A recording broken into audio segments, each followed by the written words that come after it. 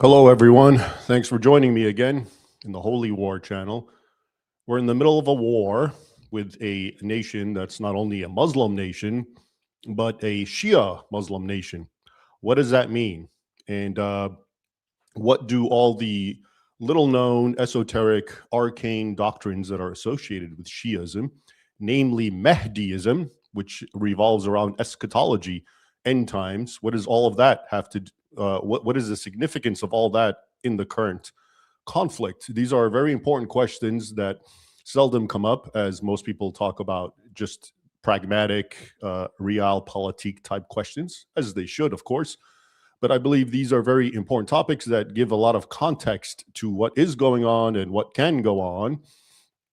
And so today I've invited a guest to join me, scholar Dr. Timothy Furnish. And let me tell you a little bit about him. He's been studying Mahdism, the topic we're going to look at. And Mahdism, of course, you may have heard it. If you know anything about Islam, you know the Mahdi is the end times figure. Comes from a word which means the guided one. Hadi means to guide someone in the correct path. So the Mahdi is a good figure, technically, from the Islamic point of view, of course. And he's here to guide the world, essentially, but of course through his followers. And it's very interesting because there's differences between the Shias and Sunni, which we'll definitely be getting into. But Dr. Timothy Furnish has been studying Mahdism since the 1990s. After serving as an Arabic interrogator in the U.S. Army, he got a doctorate in Islamic history and a doctoral dissertation on Mahdism from Ohio State University. And he's taught college, worked as a civilian analyst for U.S. Special Operations Command, lectured here and around the world on this topic of Mahdism, and written articles and books on that same topic, as well as many other issues. His website, you should go to it. It's Occidental Jihadists. Occidental Jihadists. I have a link in the description of this live stream. And his books are on Amazon, and I also have them named also in the description box.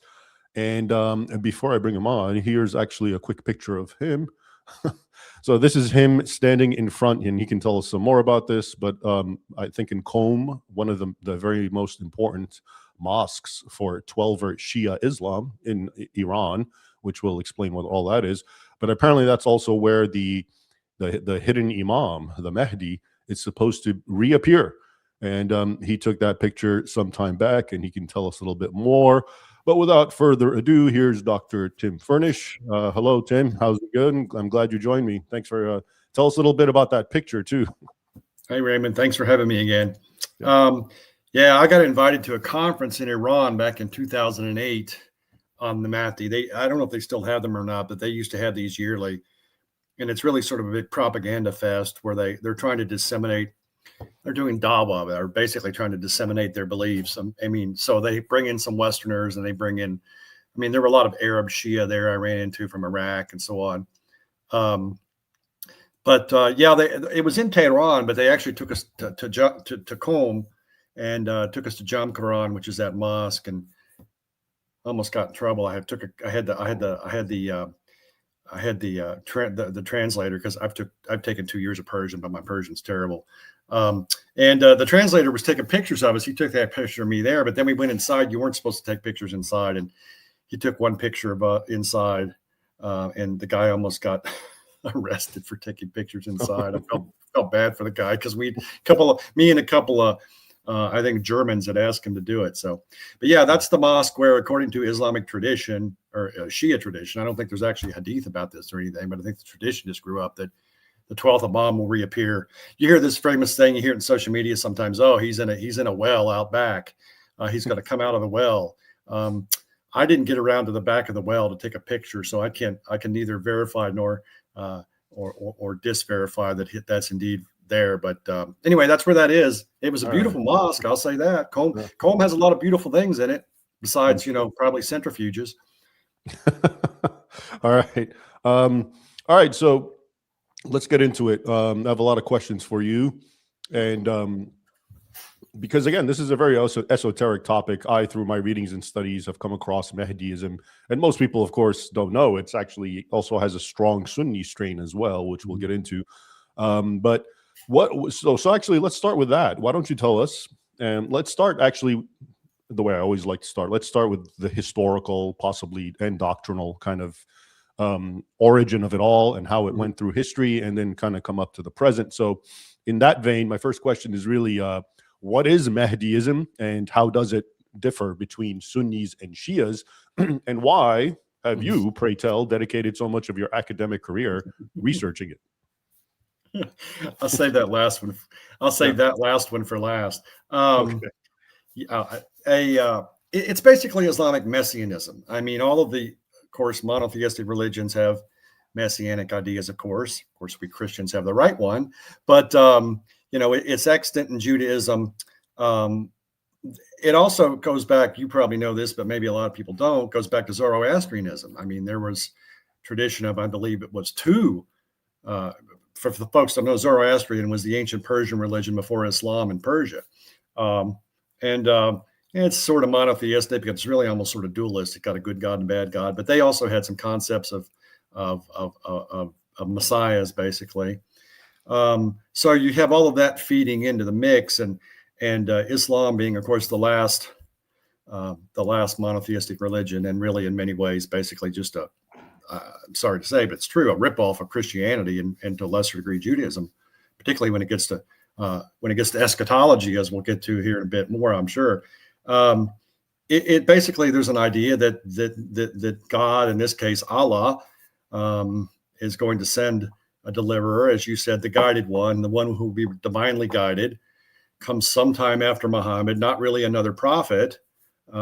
People make this mistake. The Mahdi is not really another prophet. He basically restores what Muhammad did. And again, the Islamic belief, I don't believe this, but many people do. The Mahdi will restore what Muhammad did and apply it to the whole world. Basically, the Mahdi will take over the world. And as you pointed out, it's in Sunni and Shia Islam. The misperception really is it's just in Shia. And it's certainly not. I mean, I came to it by way of Sunnism. I mean, my doctoral dissertation, my first book, were on Sunni Mahdism and examples of guys throughout history and it's always a guy. Sorry, ladies, but it's always a guy in Islam. Guys who declared themselves the Mahdi.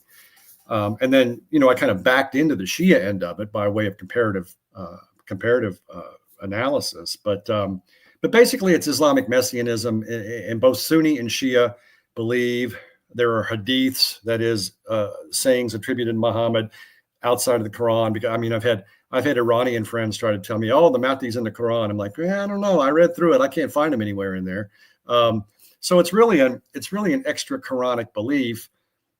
Grew up in the hadiths, these alleged sayings according to Muhammad, and there are Sunni and Shia hadiths about the Mahdi.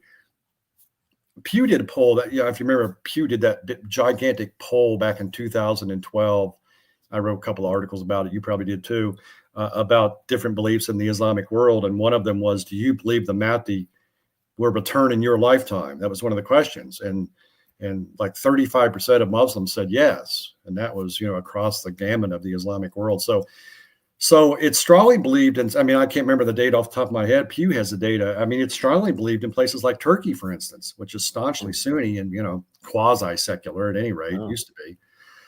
So basically it's Islamic messianism. But, as the biggest difference, I think, between Sunni and Shia would be this, which is that although they both believe in the Mahdi, for the Sunnis, the real one hasn't been here yet. There have been lots of pretenders to the throne, and we'll probably talk about some of them in a bit. I wrote about them, a number of them in my book. There have been a number of guys, mostly unsuccessful, but sometimes successful, who claim to be the Sunni Mahdi. And the Shia believe that the Mahdi, and let me back up a bit. The Sunni Mahdi doesn't have to be related to Muhammad, doesn't have to be related to Ahlul Bayt, the family, the prophet, or any of that stuff.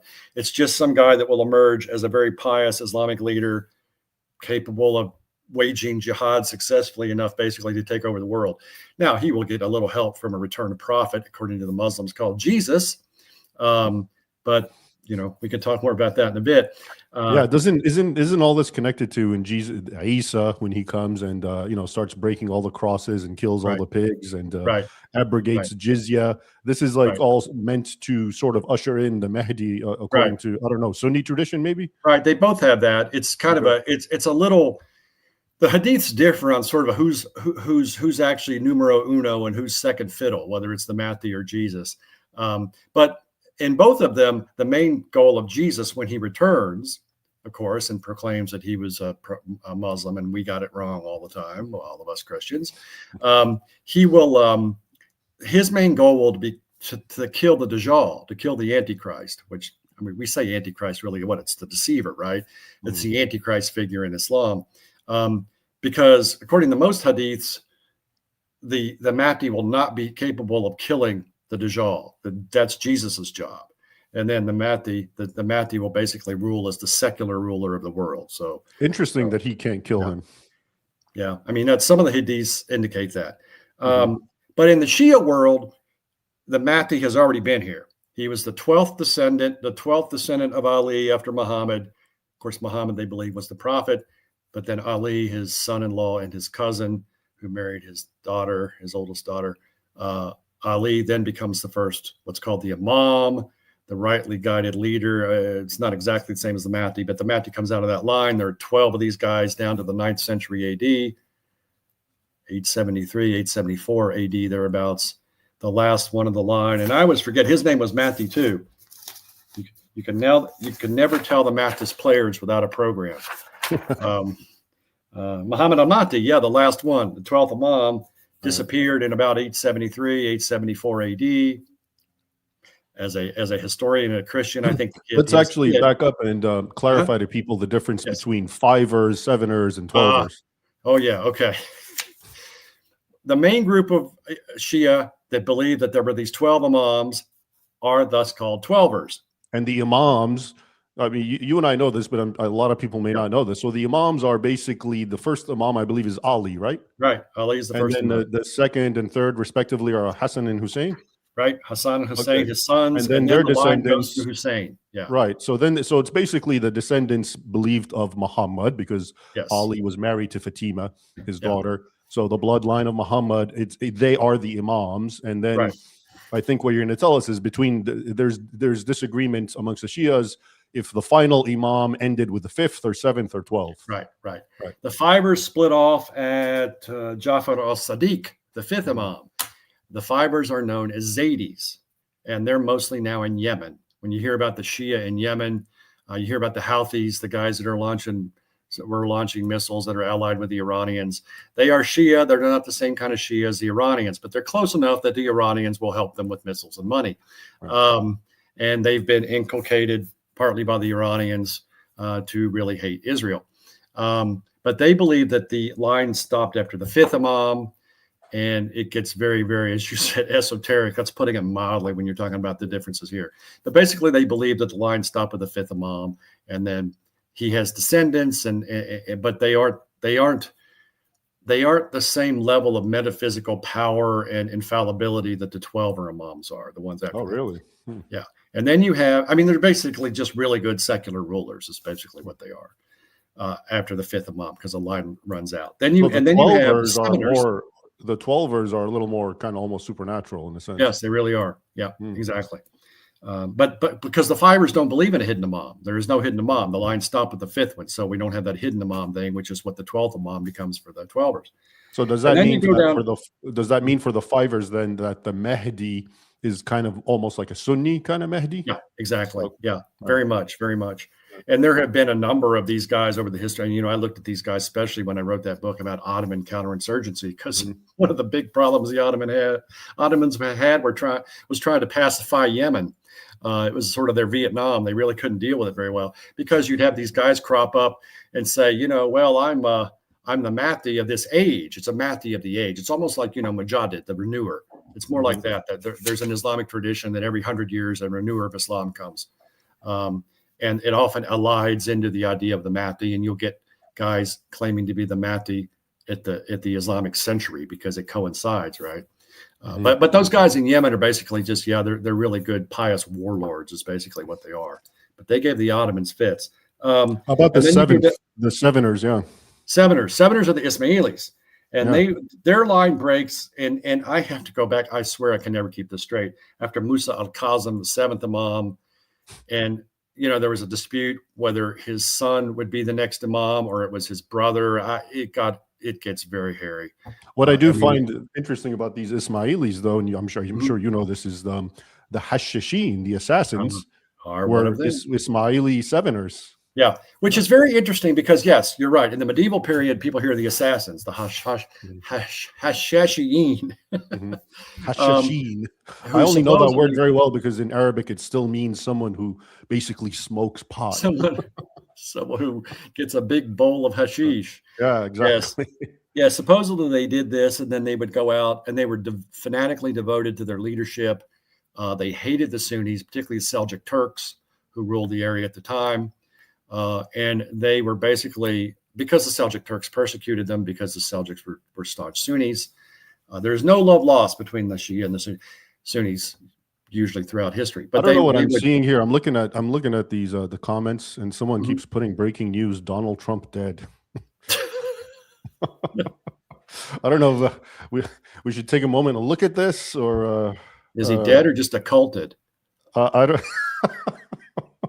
I don't know. Maybe he's gone into Mahdi mode. I'm hoping this is a joke, but let's just see anyway, because someone keeps spamming it. All right, I'm gonna look. I don't think so. Never mind. See, that's why I don't look at these things. All right. Okay. Yeah. So as you were, anyway. Sevener, about the Ismaili. Go on about the Seveners. Yeah. And before you continue, let me just talk a little bit about the assassins, because I wrote a little bit about them very recently in my book, Two Swords of Christ. Lots of episodes about them, and I want to actually bring it forward just so you can work it into the Mahdi mode and see. Okay.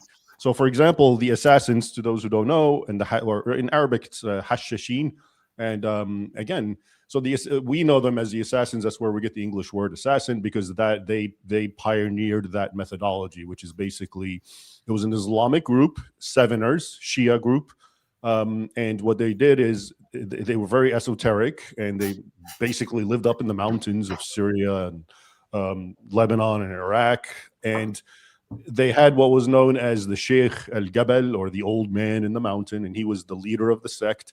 And what he would do is, and we're really lucky we know this because it comes mostly from Marco Polo, the Venetian traveler, in the 14th century, I think. And he passed through that area, and he was privy to them, and he spoke to people about them. And the long and short of it is that this assassin group would take young men and basically indoctrinate them. And what they would do is they would get them high on hashish, literally. And once these men were just blitzed out of their brains, because this is, of course, not a normal experience for them. This isn't a modern day Western world where every other day you're stoned. So they didn't know what this was. They really felt like this was an other world. They'd wake up after they were stoned, essentially, and find themselves in a beautiful garden with naked women who were seducing them, naked, beautiful women. And then they would wake up, and the old man would explain to them that I have given you a taste of Islamic paradise. And of course, that is Islamic paradise, because Islamic paradise is presented with the houris and these beautiful women, and it's sexual, et cetera, et cetera.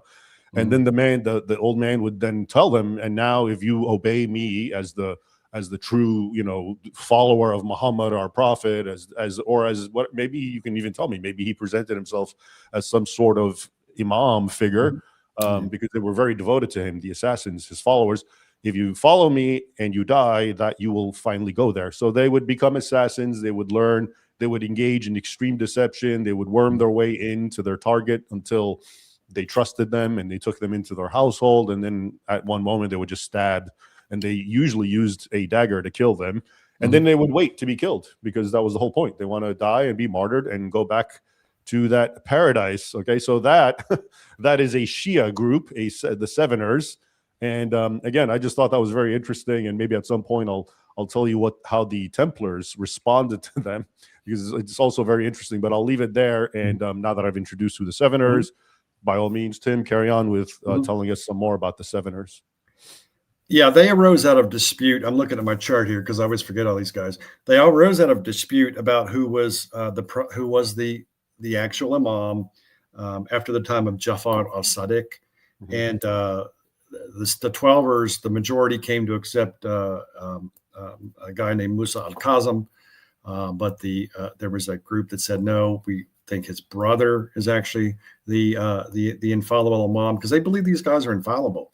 And he was named Ismail. It's important to take a moment actually and really spell that out, that they think of them as infallible. It's not just that this is a leader or a pious leader, but and at some point when we're done with this historical kind of recounting, I'd like you to tie it in and explain. So how does the Ayatollah relate? Is because he's sort of like the living representation of these guys, and does that make him infallible, or you know what I mean? But let's not get ahead of ourselves, unless you want to address that now. But let's come back to that. Okay. All right. Ismailis. Anyway, so they followed Ismail. And they were a minority group. They broke off, and then they also developed some similar beliefs to the larger group, which was that then Ismail's son would come as the Mahdi at the end of time. But the interesting thing, it's very interesting again that you brought up how violent they used to be, because they really are quite the opposite in the modern world. Their modern leader is the Aga Khan. And they are at some point probably largely because they got the living daylights beat out of them by the Mongols. Of course, the Mongols come through there a little later, and which I'm sure you've dealt with quite a bit, and beat the living daylights out of everybody. But they basically razed R-A-Z-E-D the Ismaili fortress. You have to clarify that for some. I know. It's such a weird word. I know. Two different words that mean the exact opposite. They utterly destroyed the strongholds at Alamut and everywhere else. And the Ismailis were forced. I mean, they were already minority of a minority, but they're even smaller. And they basically literally sometimes had to go underground where they lived to survive, because not only did the Sunnis hate them, but the Twelver Shias didn't like them very much either. Especially once you get official Twelver Shiism established in Iran under the Safavids starting in the 16th century. But basically, they are a very small group. I think there's maybe 7 or 8 million of them in the world now. But they are one of the groups that I sometimes adduce as a moderate Islamic group, because they really, based on everything I read and see and hear from them, they have gotten rid of the notion of violent jihad. They have redefined jihad to mean things like, social welfare, and that they're big on that. There's a sizable membership of them in East Africa. They work on building desalination plants and stuff, and a lot of them are pretty well off because a lot of them are doctors and higher ranking.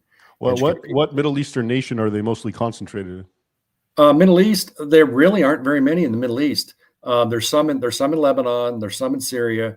A lot of them live in Europe. There's a sizable minority in East Africa. I don't actually know how they wound up in East Africa. East Africa, like where? Somalia, like Tanzania and Kenya. There's a minority community of them in that area, and there's also some in India. Some of them relocated to India, but anyway, they very interesting. They are very similar to the Twelver in a lot of ways, but they're much smaller. Again, the Twelver are by far the largest group. All right, let's get to the Twelvers now. Yeah, the Twelvers. So Iran, of course, is what, 98% Twelver, something like that. Iraq is majority Twelver Shia also, and Azerbaijan is majority Twelver Shia, right? Lebanon probably is, although they haven't done a census in Lebanon since 1976. Certainly probably a plurality, if not a majority of people in Lebanon, I would argue, probably are Twelver Shia at this point. And again, Hezbollah is the weaponized edge of that group. And they're also a majority, I believe, in Bahrain. Of course, Bahrain's tiny. But so, I mean, mainly we're talking Iraq and Iran and Azerbaijan. So, and people get confused a little bit. Yes, Iran is Persian and Iraq is Arab, but they are still the majority of the same religion. And in fact, many of the holy places and many of the high-ranking ayatollahs in Twelver Shiism are Arabs in Iraq, southern Iraq. Yeah, I think people confuse. They think Shia and Sunni is Arab and Persian. Right. Yeah. You know, Yeah. and Yeah. it's not. I mean, I can see why they think that, because most Sure. Persians are Shias and most Arabs Sure. are Sunnis. But Right. yeah, it's above and beyond that. Right. So, yeah, in Iran itself was not, as I alluded to earlier, Iran itself was not majority Shia until the 16th century. There were pockets of Shiism in the region, and there were some interactions between them and the Shia in Yemen, who again turned out a little bit different. But after the Safavid dynasty took over in 1501, 1502 in Iran, they basically forcibly converted the whole country to Twelver Shiism. And it's been Twelver Shia ever since. Now, when you say forcibly, was there violence involved? There was sometimes, because a lot of the people in Iran were, pious Sunnis and didn't want to switch. But the Twelvers, as you know, the Safavids, as you know, were not anybody to brook much opposition. So there was a lot of forcible conversions. And, they do seem to have been, the Safavids do seem to have been true believers in this. But I think there's also probably an element that they wanted to differentiate themselves from the Ottomans. The Ottomans being strict Sunnis, and the Ottoman Caliph, the Ottoman Sultan eventually claiming to be the Caliph. And in order to differentiate themselves, at least religiously, from the, from the Ottomans, it's much better to be something besides Sunni, because if you're Sunni, then you have to sort of like argue why you should not be subject to the Ottoman Caliph. Right. All right. Well, I think this is a good little, summary for who of Mahdism, especially the Shia and Sunni manifestation. So let's now do a quick recounting, because I know you've written a lot about this, of concrete historical examples of both Sunni and Shia Mahdis, or Mahdi claimants, throughout history. And basically, you can even just give me one or two key stories, and ideally, what's to be learned from them. Let's start with the Sunnis, because I believe that is the majority of them, and I myself have come through a lot of them, and I can't in all my books, even though they deal with Islamic Western Christian warfare, a lot of these groups did have that Mahdi component, such as Ibn Tumarat, I believe, the Almoravids. So you could talk about him, and of course, who was it, the Mad Mahdi, and was that in Somalia or Sudan? Allah, that was. And that's more recent, but yeah, give us some solid examples. You can even do one of each if you want, Sunni and Shia or whatever. Well, I would say the three most important Sunni ones would be the one first mentioned, Ibn Tumarat. He actually overthrew the Almoravids. He was the Almohads. That's right. Yes, Almohads. Al-Muwahhid. Yes. We're talking late 11th, early 12th century. So I always confuse those two, because they're so very similar. They're North African dynasties. One throws the other, and they both enter in Spain on the pretext that we're going to, bring back true Islam. So first it's the Almoravids, and then, which, by the way, the word's interesting. It's Al-Murabitun, the Rabats. They were the Rabats, and but they also were very pious and jihadists, essentially. And if anyone's seen the El Cid movie, the old one with Charlton Heston, I think it's the Almoravids. They come in dressed in black, and just their eyes are visible. And but then they become accused of being too soft. And then the Almohads, who are led by this man you're talking about, who became a Mahdi. And Almohads is Al-Muwahhidun, which is when you see a Muslim doing the one finger, they like to translate it as monotheism, but it's actually kind of a pretty provocative thing. It's actually, I think, an attack on Christianity, saying that God's not a Trinity. But so that goes way back then. Anyway, so that's what it is. And carry on with this, man. So I mean, it doesn't get covered in a whole lot of history classes. It slips through the cracks, but it's very everything important. Else that matters. Yeah, that's exactly true. Trust me, I teach college history, Ray. I preach into the choir. He popped up in the late. He died in 1130, I believe it was. So that's medieval history. But he basically proclaimed himself the Mahdi during the reign of the, as you said, the Almoravids, the Almorabitun. He thought they were. It's very similar. This is a pattern you get with these guys.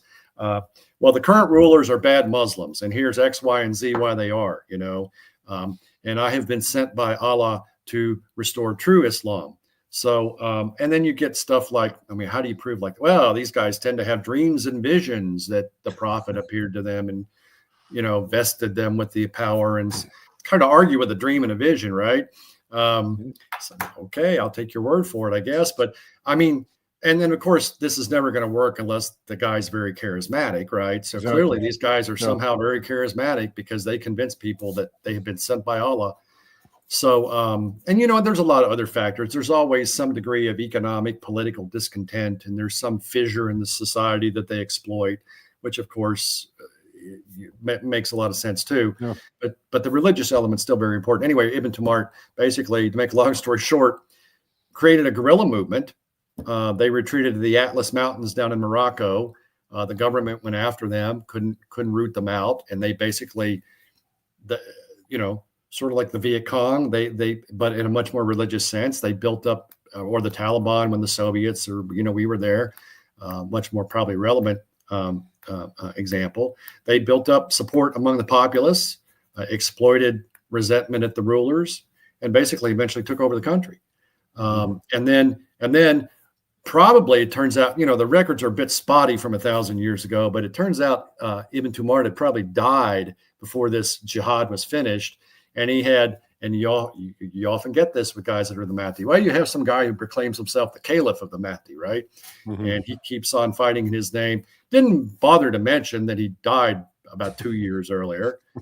but the dead Mahdi served his purpose. Because, of course, when you're a dead Mahdi, it kind of puts a crimp in your claim that you were the Mahdi. Although in the Hadiths, the Mahdi will reign for, 7 or 40 years or something, and then die a natural death. But this was a little quicker than that. So anyway, they took over the country, and as you pointed out, they then also invaded up into Iberia, which was the thing to do if you were a Muslim in North Africa, I guess, until 1212 when you got your butts kicked. But so tell me this, because what I remember about the Almohads is they were really a jihadi organization par excellence. I mean, they were what we would call, in other words, they were what ISIS would just love and look up to. In fact, they try to follow them and use the same formulations. If ISIS had 30 or 40,000 warriors or something. Yeah, exactly.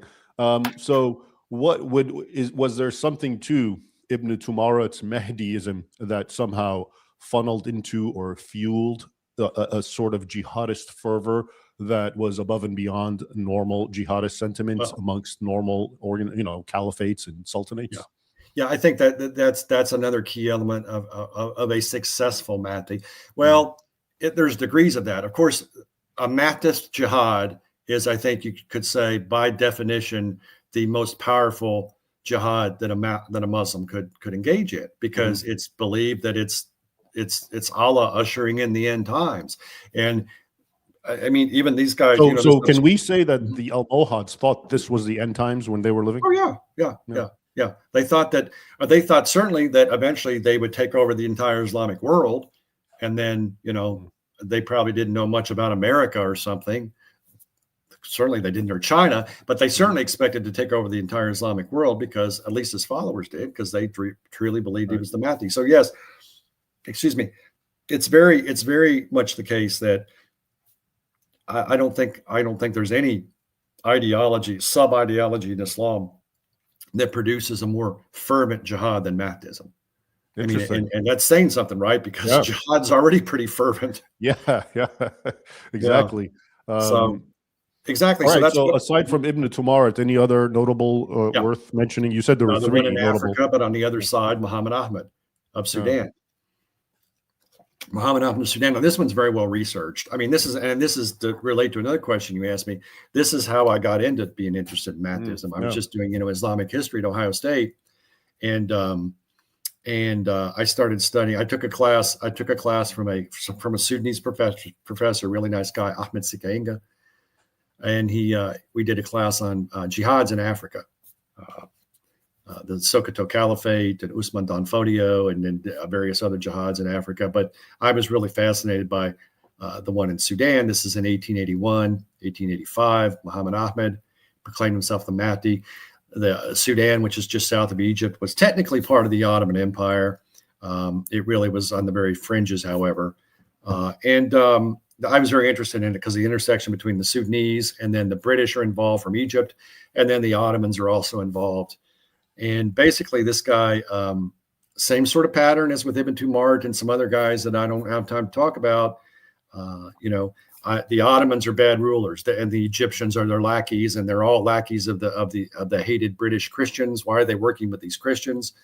The Ottomans they're bad Muslims. They smoke hookahs and they sometimes drink alcohol. What is wrong with them? Plus, the big thing was the Ottomans, at the behest of the British, were interdicting the slave trade because the British were trying to horn in, and because the British had abolished the slave trade decades and earlier. The Ottomans were going along with it, which proved that they're not real Muslims. Yeah. Right. Well, yeah, exactly. Because under strict Islamic law, you can enslave non-Muslims. That was the Sudanese understanding. And here are the Ottomans saying, no, we have to stop doing this. And Muhammad Ahmed said, oh, well, then just jihad time. And Allah, again, visions. The nerve trying to abolish slavery, Right. But, let me ask, and I didn't mention this with Ibn Tumart, but a lot of these guys are Sufis. Now, right? Okay, I'm glad you brought that up because this is really. I'm glad I brought it up too. yeah, because this is really interesting because in the popular imagination, the word Sufi, it means you're just this you're the most peaceful, loving, you're the model Muslim that the West wants. Right. But even you're going to tell us about, you're going to disabuse us about that in the context of Mahdism. But I myself, in my studies and research, have noticed that. Even outside the context of Mahdism, a lot of Sufis are amongst the most jihadist, brutal and savage. One prime example is, the famous anecdote where after the Battle of Hattin in 1187, and Saladin decides he's going to decapitate the knights of the military orders, the Templars and the Hospitallers, and he wants to see who will do it. And so all the records, the primary sources, talk about all these Sufis who were just so eager and rolled up their sleeves and couldn't wait to start carving heads off. Okay. Yeah. So please disabuse us about this notion that Sufism is this wonderful, tolerant form of Islam. Yeah. I don't know. It's like people think that they're these guys that levitate on, I think they confuse them with Indian fakirs or whatever they're called. They're floating. Maybe they conflate them. They're floating around with loincloths and, reciting mantras or something. I'm like, no, you're conflating genres there. No, you're exactly right. Sufis, quickly, kind of, people like to say a third branch of Islam, but that's not really true. Sufis, I don't know, is there a good analogy in Christianity? They're almost like charismatic Christians, in a sense. You can have charismatic Catholics, you can have charismatic Baptists, you can have charismatic Lutherans, although we tend to throw holy water on them. Charismatic, basically, someone that says they have, or Pentecostals, someone that says they have a direct line to God. Okay. It doesn't need to be mediated through the Bible or through the pastor or the priest or anything. And so Sufis are kind of like that. They believe in a direct conduit to Allah. And, and a lot of Sufis are good, pious guys, and they're just trying to pray and reach Allah that way. But then some of them go off the deep end, and you even get like the Rafa'is in Egypt do that weird stuff. Like they'll stick skewers through their skin. And I always tell people, you know what? There aren't just snake handlers in the backwoods of Kentucky. There's some of the Rafa'is in Egypt do snake handling. They pick up poison snakes and dance around with them. And if you get bitten, well, that just means you didn't have enough faith. What's wrong with you? But the Sufis, I mean, that's the extreme, but we're talking about extremes here. You're right. Some of them, they tend to go to extremes, like that Billy Joel song. And they often, not often, but a lot of times will go to extremes in terms of jihad. Like, for instance, some of the most ardent proponents of jihad in the Ottoman government, and the Ottoman soldiery were the Bektashis, the Bektashi Sufis. So, So anyway, I think the lesson. I think the lesson here is, Sufism in and of itself has this sort of mystical, esoteric component of trying to transcend and reach God, including through their little whirling dervishes, right? But that does not negate the essence and the origin of Islam, which is to say there's a very, harsh, draconian, intolerant, violent streak to Islam. So whatever manifestation it has, including more mystical sides, will still have aspects of the original Islam. Yes, of course. And you can see this in Christianity and other religions as well. Another reason that Sufism, a lot of these guys who proclaim themselves the Mahdi come out of the Sufi ranks, besides the mysticism, which of course is probably key, is also that the Sufi orders, the Sufi tariqat, tended to provide like a ready-made core of followers. So you've got already a devoted, somewhat hierarchical group of people that if you can plug yourself in at the top, I'm not just the Sufi leader, I am also the Mahdi, then you've often got a ready-made soldiery to fight for you. So, so Muhammad Ahmad, Ibn Tumar had been a Sufi, I forget which order. Muhammad Ahmad in Egypt, or in Sudan, belonged to two different Sufi orders. And he got kicked out of one because, he started telling his master that he was having these dreams, again, the prophets appearing to him, investing him with his power. And he's like, you need to go bathe in the Nile or something, dunk your head in the Blue Nile. But again, the guy clearly had charisma. He convinced people this was true, a small following at first, but then what does he do? He exploits a lot of extant resentments against the Ottomans and the Egyptians. Okay, we did make money off the slave trade, and you're saying because again, they would go further south into Africa and enslave people that were non-Muslims, Africans that were non-Muslims, go back to sell them in the slave trade. Made a lot of money off that. Some of them grew tobacco, and the Ottomans they're trying to. The British are trying to get the Ottomans to tamp down. That's much lesser issue, but basically it was. A lot of it was really a lot of it was sort of racist in that, the Sudanese are black and the Ottomans are not. Right. They're like, who are these guys? And they don't even speak Arabic. The Sudanese speak Arabic. The Ottomans don't even speak Arabic. Why are we being ruled by people that can't even speak our language?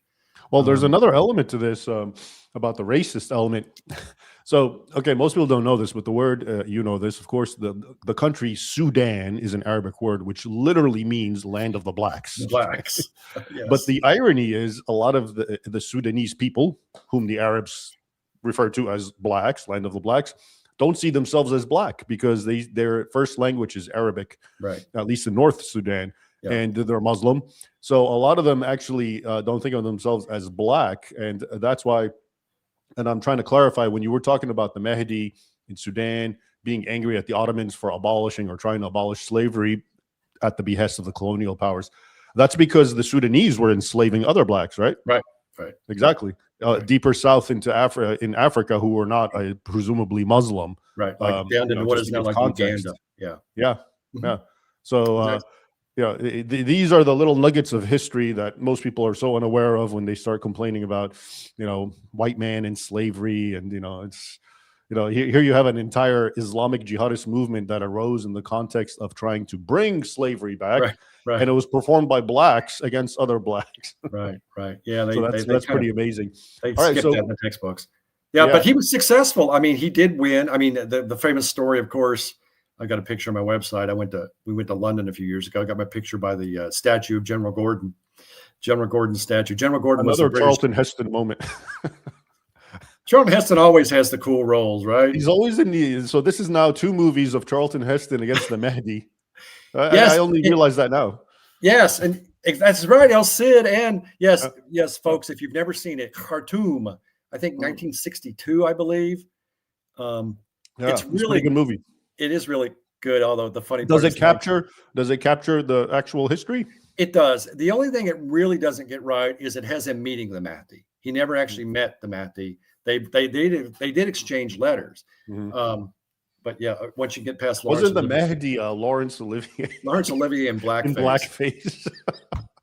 You know why he got that role, though? He had just a few years earlier played Othello. He had played Othello on stage. He had played what's his name, the Moor. Yeah. So more blackface. Yeah. Couldn't really have a black actor do it back then. It's kind of funny, isn't it? But it's still a really good movie. But of course, Heston had worked for the Ottomans earlier, a few years earlier. And Heston, ironically, too, you probably know this, a lot of people don't. The guy's an amazing, interesting guy. He had worked, the Manchu dynasty had hired him as a lieutenant colonel to help them fight during the, the Taiping Rebellion, to help them put down the Taiping Rebellion.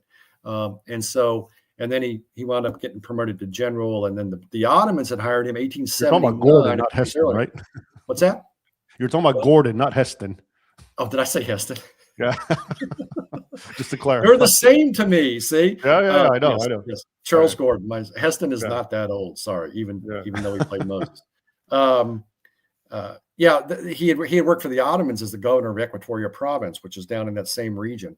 So anyway, and then when the Mahdi cropped up, they wanted some help from the British. The British didn't want to send any soldiers, but they said, well, here, take Gordon. He knows the area. He'll figure this out.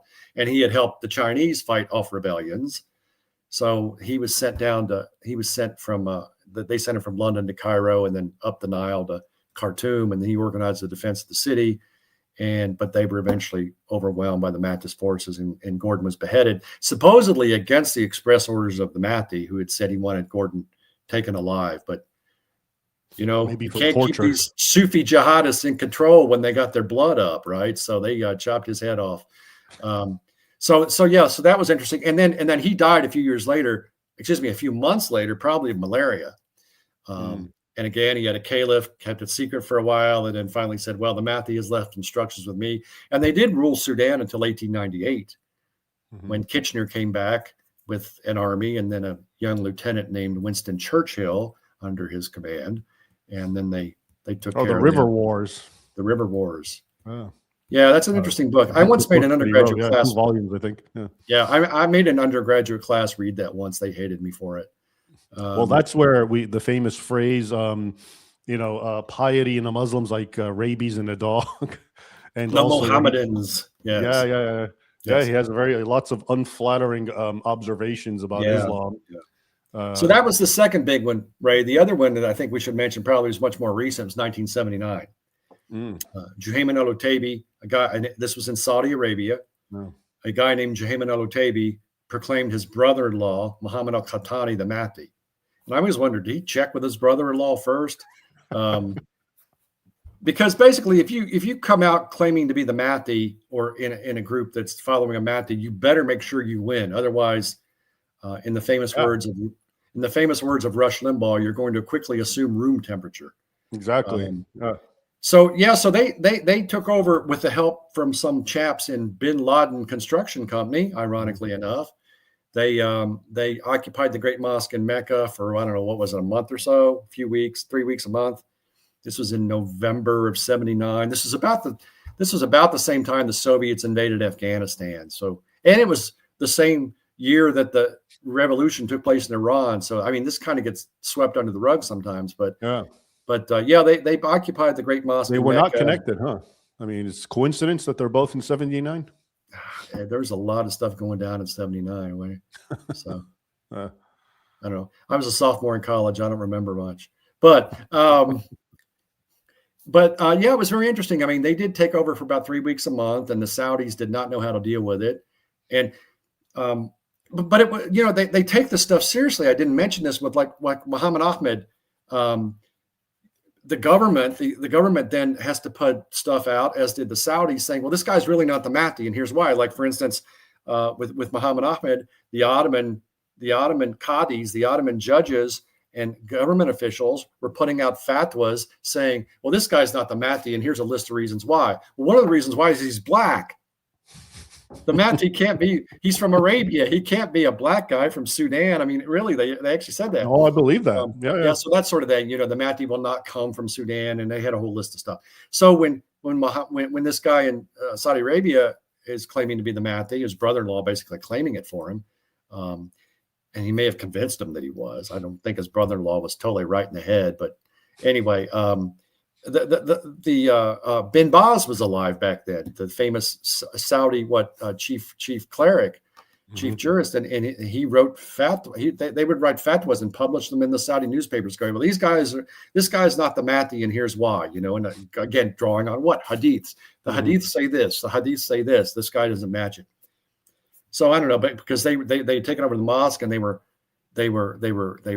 broadcasting from the loudspeakers into Mecca, that the Mahdi has come, rise up and overthrow the Saudis, and that sort of stuff. So the Saudis couldn't handle it. So basically, they hired the French. So the French special forces came in, converting to Islam on the flight on the way in, so they could enter Mecca. And then they went into Mecca and took care of them. And they were all captured or killed. And the ones that weren't killed during the take back of the mosque were were publicly beheaded, I think a few months later on Saudi TV, as an example to anybody that might want to be the Mahdi. So, so this example, this was kind of like snuffed out pretty early. Like I said, it only went on about 3 weeks, but I mean, it was in the main mosque in Mecca, so the Saudis got really spooked about it. And it's in our lifetime. I find that pretty notable. 79. Yeah. So, and you get a lot of other minor guys. Like, one of my blog posts I wrote about this, and some guy was arrested last fall in Turkey. Because as I said, there's a very strong belief in the Mahdi in Turkey, believe it or not, according to poll data. And I find that's ironic, because Turkey is often presented, of course, it's Sunni, but it's also presented as very highly secular. Yeah, I know. Isn't that weird? It seems weird. But this guy, I forget this guy's name. I got a big blog post about him on my website a while back. I think it was October last year. This guy was arrested along with, 20, 30 followers or something, because he was preaching that he was the Mahdi. And get this, not only was he preaching he was the Mahdi, he had people out digging in places looking for the Ark of the Covenant. Because there's a hadith that says when the Mahdi comes, he will bring forth as proof the Ark of the Covenant, Interesting. So, yeah, I'd never heard of a Mahdi guy trying to pull an Indiana Jones, but this guys really were. It was really so. In the Shia world, ironically, you would think, because it's such a strong belief in Twelver Shiism, that there would be a lot more of them. But as I believe you said earlier, there really aren't. And I think it's because there's more institutional safeguards on it. Which almost means that they take it more seriously. Yes, I think that's true. Therefore, it's not so easily exploited by this or that random character. Right. I mean, in Sunni Islam, it's almost, I think, become the point where, where if you are ipso facto declared a nutcase if you try to claim you're the Mahdi, or you've seen the Mahdi, or talk to the Mahdi, or anything like that. And again, I've got this on my website. I went back and every year or two, there's some guy in Riyadh said he was the Mahdi, and he's quickly ushered off to a mental hospital, or some guy in Jalalabad saying he's the Mahdi, and he's quickly ushered off to a mental hospital, never to be seen again. So in Shiism, I mean, look, go read, you can find it online. Go read the Constitution of the Islamic Republic of Iran. I believe it's Article 2 says this government only exists until such time as the 12th Imam returns and takes over the reins of power, basically. Wow. Now, do they all believe that? Well, you better, if you don't believe it, you probably shouldn't say it publicly, right? I mean, even if you're an Ayatollah, and there's, people think the Ayatollahs are all the lockstep Khomeini guys and whoever, whoever the supreme leader is now. I mean, as you know, there's hundreds of Ayatollahs at a minimum. There might be more than that if you count the ones in Iraq and Iran. And a lot of the ones, especially in Iraq, were opposed to the vilayat faqih, which is the rulership of the vilayat, the rulership of the faqirs, the rulership of the Islamic clerics that Khomeini basically brought up. But again, people make a big deal out of how that was some new thing. Well, it was new thing in a way, but really, if you go back to the Safavids again, who converted Iran to Twelver Shiism, that's pretty much the same thing they believed.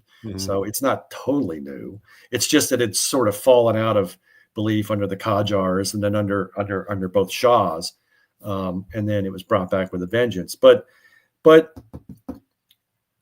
Yeah, I mean, if somebody cropped up in Iran and claimed to be the Mahdi, they probably put him in jail quicker than they would in Saudi Arabia. You know, Yeah. because these guys, and again, this relates to this whole thing of them with nuclear weapons. I mean, I do think there are some Ayatollahs that would like Iran to have nukes in order to nuke Tel Aviv. Probably, especially now. I think there are some, but I don't think that is. Again, it's kind of hard to poll Ayatollahs and see what they believe, but based on what I've read and looked at what some of the other guys have said, some of the other Ayatollahs are not like that. And you know, again, if I lived in Well, Israel, wasn't the last Khamenei, wasn't he actually against nuclear yeah, weapons? and The you know, official story, at least. yeah, I think he was, but you know, I don't believe that story that there was a fatwa against their use. Yeah, that's what I heard as well. I So don't believe actually, that. this is a good time to introduce a very important topic Mm-hmm. related to what we're talking about, and it's the concept of taqiyya, Mm-hmm.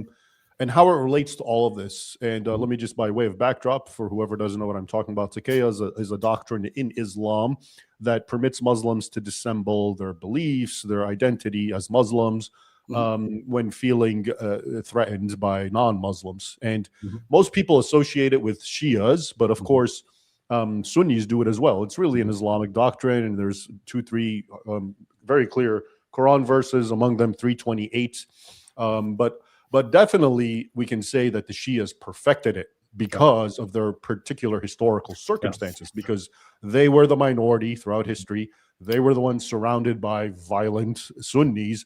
So they had more reason than the Sunnis historically to actually dissemble. Right. And there's all sorts of, and this is what I'd like you to talk about. But I know that the doctrine of taqiyya and all, Kitman and all these different concepts of basically, deception, internalizing everything, is very rife, I think, amongst the Shia communities. And I remember I read a book written by a scholar, Makaram. I have his book. It's an Arabic book. It's all about taqiyya. It's a thick book.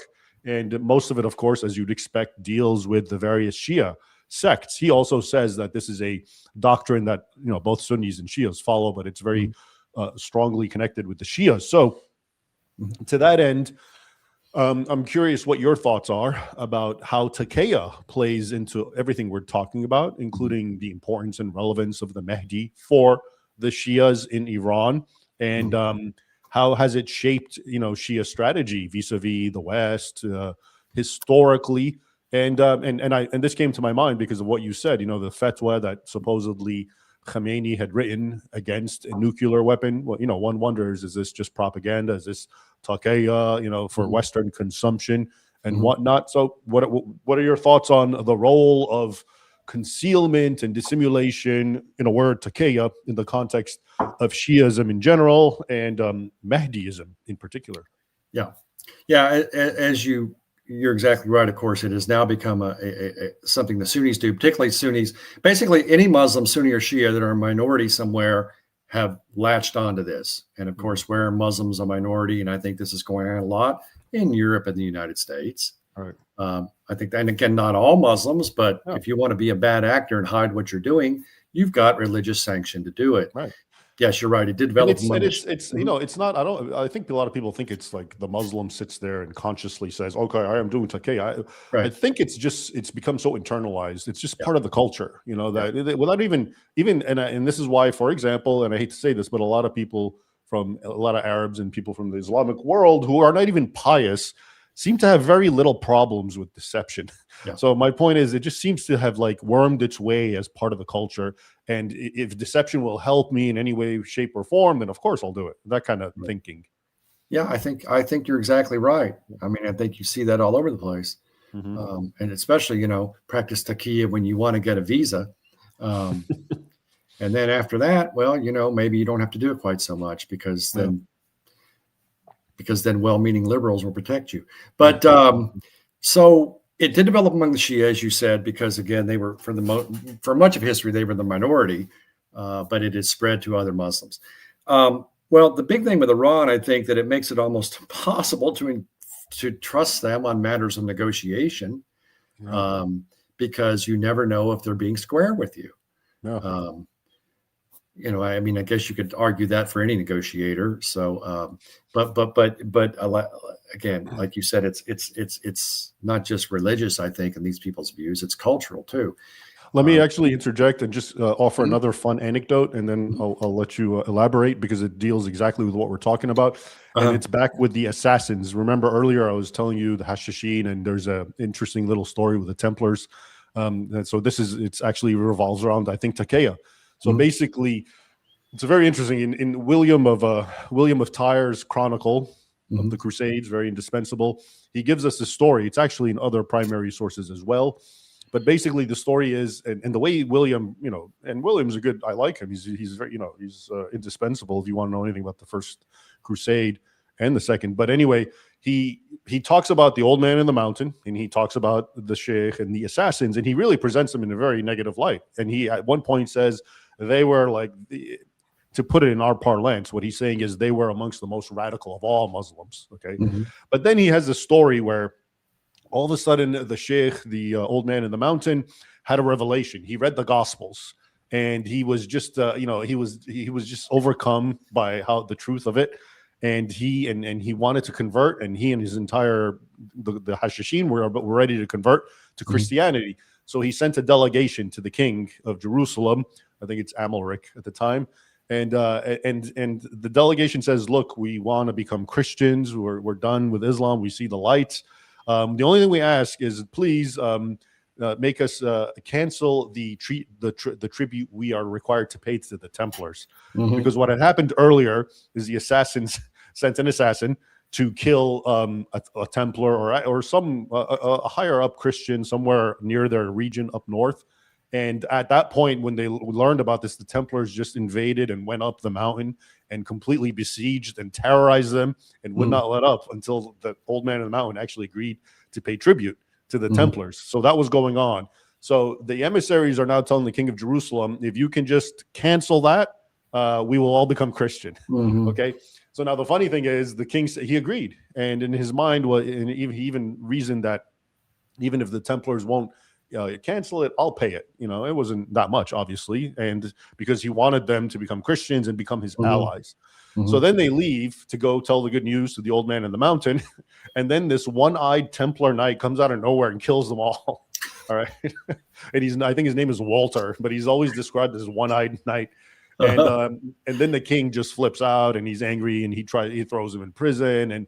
And this anecdote has always been used up until now as an example of how the Knights of the Temple were seen as these loose cannons, and at the time, people like William of Tyre and so forth, they said that this was also an example of how the Templars don't want peace between Muslims and Christians. They don't even want to help Christianity because, look, these guys were going to become Christians and we're going to become our aid.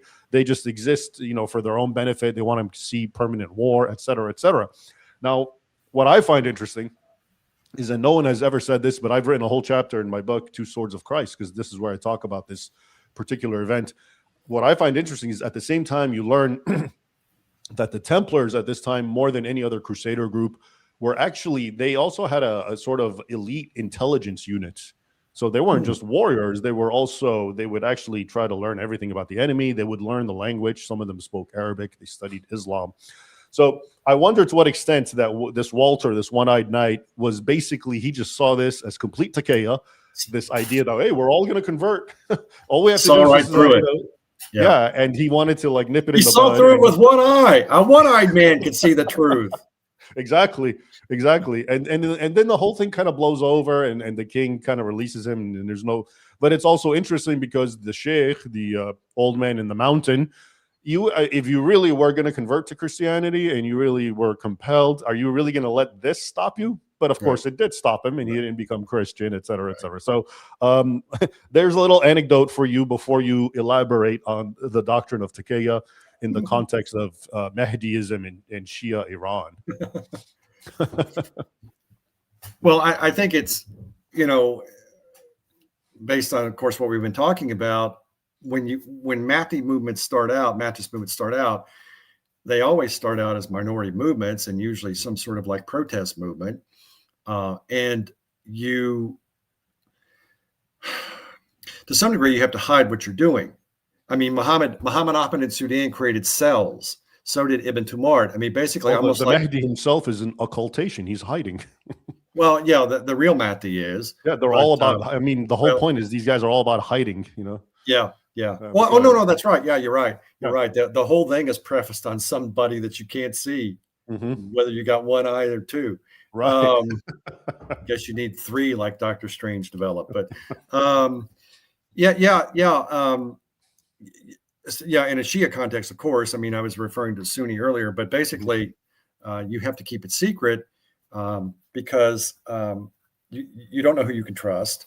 And then, I mean, I think that's what it boils down to. I mean, we never really got into any examples. That was my fault. You would ask for examples of Shia Mahdis. The most successful one I can think of, ironically, was not a 12er one. It was a 7er one.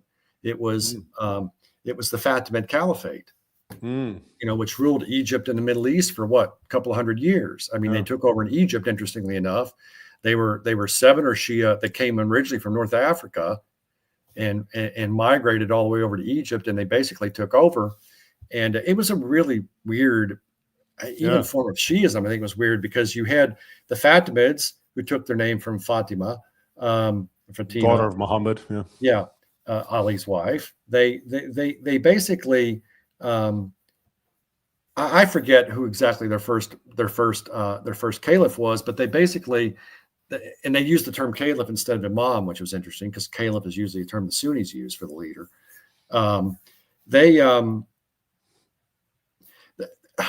to explain this? This is so weird. They took over, ruled Egypt for many years. They also at times ruled up into the Levant. They believed that their leaders were basically rightly guided by God, although if you counted all of them, you would have had more than 7. So, but they were very Shia in that regard. But when they first took over, they basically had to hide what they were doing, and they had to kind of act like Sunnis, because the majority of Egypt, of course, was Sunni. And it always stayed that way.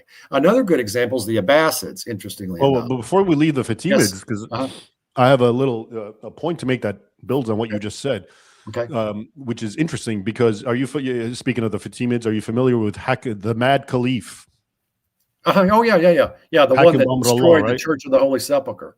Right. And according to al-Makrizi, the historian, 30,000 other churches, if he's to be believed. So he definitely destroyed a slew of churches, including the Holy Sepulchre. But now what's interesting is, and you probably know this, but the way he's presented, he's known as the Mad Caliph. Right. Because how else can we make sense of this guy destroying all these churches? And it's really interesting because I read a study from an unknown academic, but it's very refreshing and honest. And the whole point is, yes, he did this, but it was calculated policy to prove to the Sunnis of Egypt that he is a true Muslim. Oh, okay. And I mean, there's so many lessons here, but the reason that he destroyed and desecrated the Holy Sepulchre and all this is because the Sunnis of Egypt, as you pointed out, who were the majority, were skeptical towards a Shia ruler. So to prove his bona fides as a true Muslim, he went about destroying and desecrating every church he could. So think about what that just says about Sunni Islam itself. But anyway, I thought that was an interesting take. What's that? 1009, right? Yeah. Yeah, that's when he destroyed the Holy Sepulchre. Yeah, so that was 90 years before the Crusades. And he also incidentally, supposedly amongst, I think, the Seveners, goes into occultation, right? Yeah. Even though they say his sister killed him. Right. Yeah. They started broadening the concept of occultation, to some degree. That's true. You know what, Ray, real quick on that, it really boils me that, I teach undergraduate history, mostly online, thank the Lord. But, over the years, I mean, I've taught undergrad history on and off for 20 years. Okay. And behind me, I have a whole bookshelf full of different textbooks I used, right? Just basically, usually I either teach Western Civ or I teach world history. And none of them mention this, this thing where the Fatimids went up and destroyed the Church of the Holy Sepulchre, because, there are some historians that say that although it's a bit removed, that of course, that information got back to Europe, and that helped contribute to the Crusades Of because course. because I mean, a couple of textbooks that I've used say flatly, that the claim that the Muslims were destroying Christian holy sites has no basis in reality. Like, what? Propaganda. Wait, real quick, Tim. So Yes. you, because you teach history online, do you have a lot of history books, textbooks who make claims that you take umbrage with, including Yeah. including omission claims? Oh yeah, they all do. Okay, so you and I are going to save this, and we're going to have another live stream about history and how it's being taught. Okay. Okay. No, because Yeah, this is a juicy topic. This is my pet peeve, as everyone knows, is how history is being taught. So this is excellent. We'll talk about that. Okay. I'll make a note of it. We'll have another Okay. live stream about basically the many failures of academia, Oh, both in from grade school and high school up until, and especially college and graduate courses. Yeah. And I've taught Middle East history too, so we can talk about that. Okay, excellent. Let's definitely do that. We'll schedule that in. Okay. But yeah, go ahead. Continue. The Abbasids, yeah. I was just going to say the same thing went on with the Abbasids. I mean, the Abbasids came from basically what they called Khorasan, right? The Eastern Iran, Afghanistan region, and they came in and took over 8th century AD from the Umayyads. The Umayyads had been Arabs. The Abbasids had much more Persian influence. Of course, by that time, the Iranians, the Iranian Empire, the Sasanians had been conquered by the Muslims a century or so earlier, by the Arab Muslims. But basically, there was a strong element with the Abbasids. And then again, they came in 748, 750, and took over from the Umayyads and then ruled until the Mongols came through. But they did the same sort of thing. They had a strong element. They were Sunni, but they had a strong element of Shiism in there, and they were kind of doing like reverse taqiyya. They presented themselves to the minority Shia communities in the Islamic world at the time as sort of their saviors. They were going to come in and save the minority Shia from the oppression. And once they got in power, they're like, "Oh no, we're sorry, full Jew. We're just basically Sunnis." Yeah, because the Abbasid, well, it's the claim again is like Muhammad's uncle, right? Muhammad's uncle, Ibn al-Abbas or whatever. Yeah. I mean, basically, they pulled a Animal House on them. You messed up. You trusted us. I'm not sure they crushed a beer on their forehead, but they probably thought about it. So taqiyya kitman. Yeah, basically, what I would say is, it's clearly government policy for the Iranians. For the Sunni communities, I don't know that there's any. I don't think the Saudis engage in it, but I clearly think that Sunni communities in the West engage in it, as we were talking about earlier, because that's a good way to get. I guarantee you, if somebody would do a study, there's lots of Muslims in America that are practicing polytheism right now. I guarantee you. What do you mean? I mean that they're guys with more than one wife, and they're keeping it hidden. I guarantee. Oh, of course. There's so many polygamists. Yeah. And it's under taqiyya, until it's safe to start. Until there's enough Muslims that you can bring it out in the open, and then you don't have to practice taqiyya anymore. Exactly.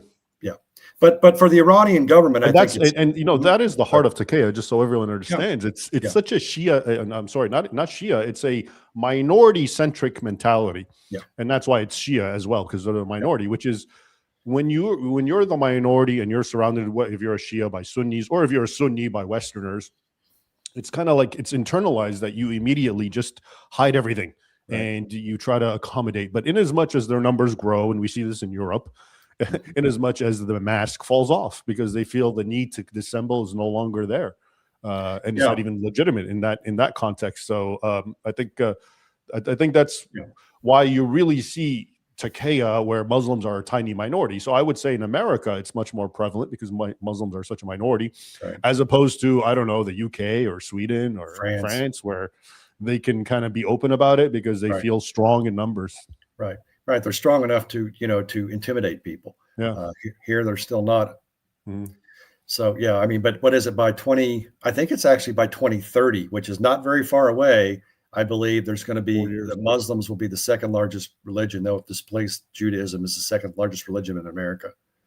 I saw in Germany a Pew study said I think by 2050 something like 30% of Germans are going to be Muslims. Then it won't be Germany anymore. Yeah, well, I mean, it's not Germany anymore now, Yeah, but yeah, it'll be actually part of the caliphate at that point, the forthcoming caliphate.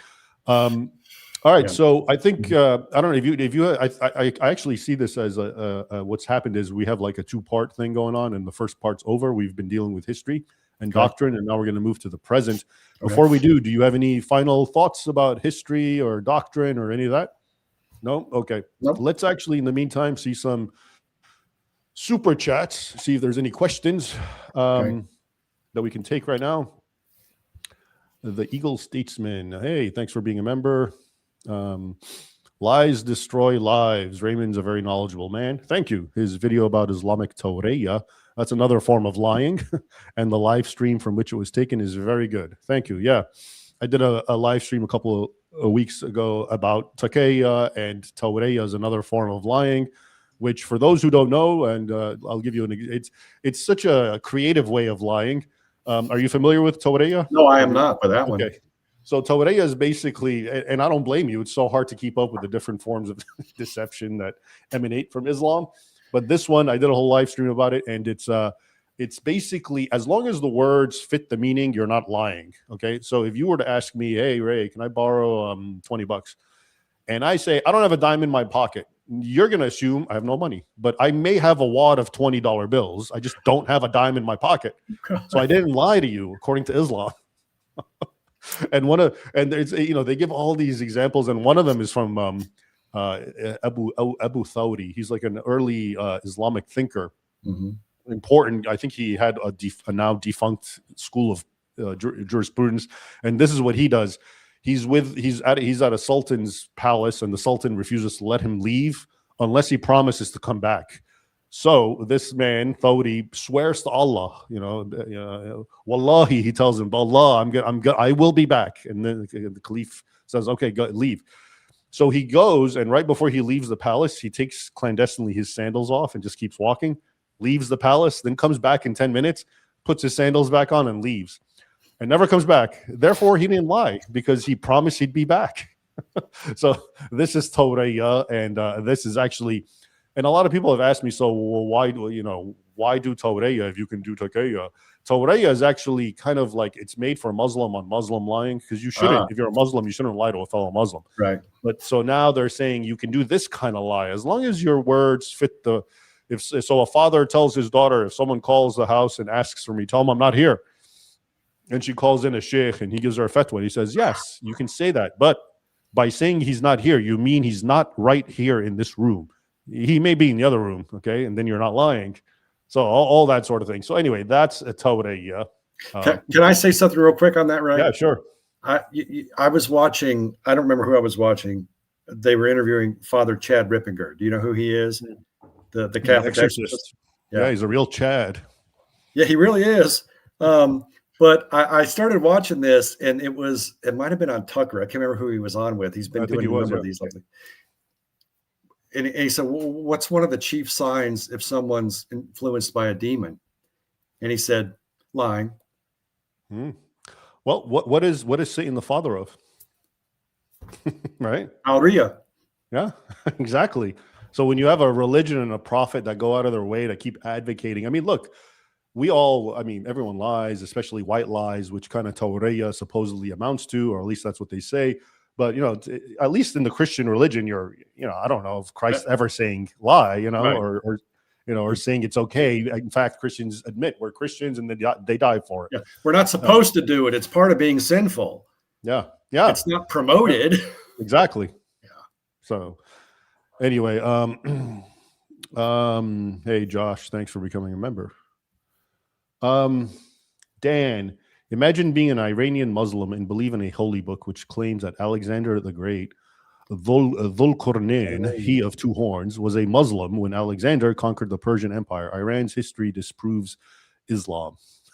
Any thoughts? I don't have much bad to say about Zoroastrianism. Yeah. All right. Lies destroy lives. Raymond, your last interview with Tim about token was really good. Yeah, remember that? And as was your interview with the Catholic priest. Please consider interviewing more people. All right, lies destroy lives, I will. Thanks. Yeah, I like doing these interviews, and Tim was on earlier. For whoever didn't see it, we are both JRR token Middle Earth aficionados. So we did a stream way back about that. And Dan, Jesus will confront Gog and Magog that were trapped by Alexander the Great. Everyone's thinking about this Dol Kornain, the Great, laughing aloud. Jesus will retreat behind a mountain before Allah destroys Gog and Magog. Any thoughts about Gog and Magog in the context of Islamic eschatology? Yeah, major actors. Yeah, and there's a hadith, right, that Alexander the Great penned them up somewhere in Central Asia. Yeah, right? tell us about this, about Dol Kornain. And basically, they're talking about the old images of Alexander having two horns in these coins. But go ahead.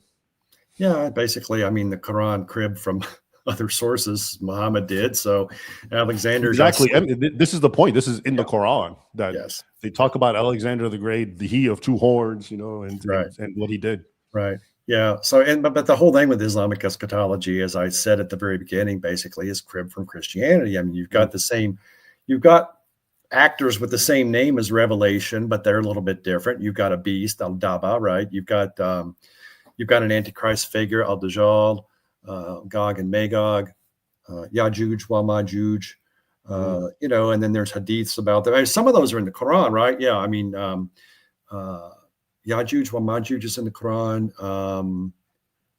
Al-Daba is in the Quran too, I believe. I have a little chart of that, which ones are in the Quran and which ones aren't. But the Mahdi is not in the Quran. What about the Green Man?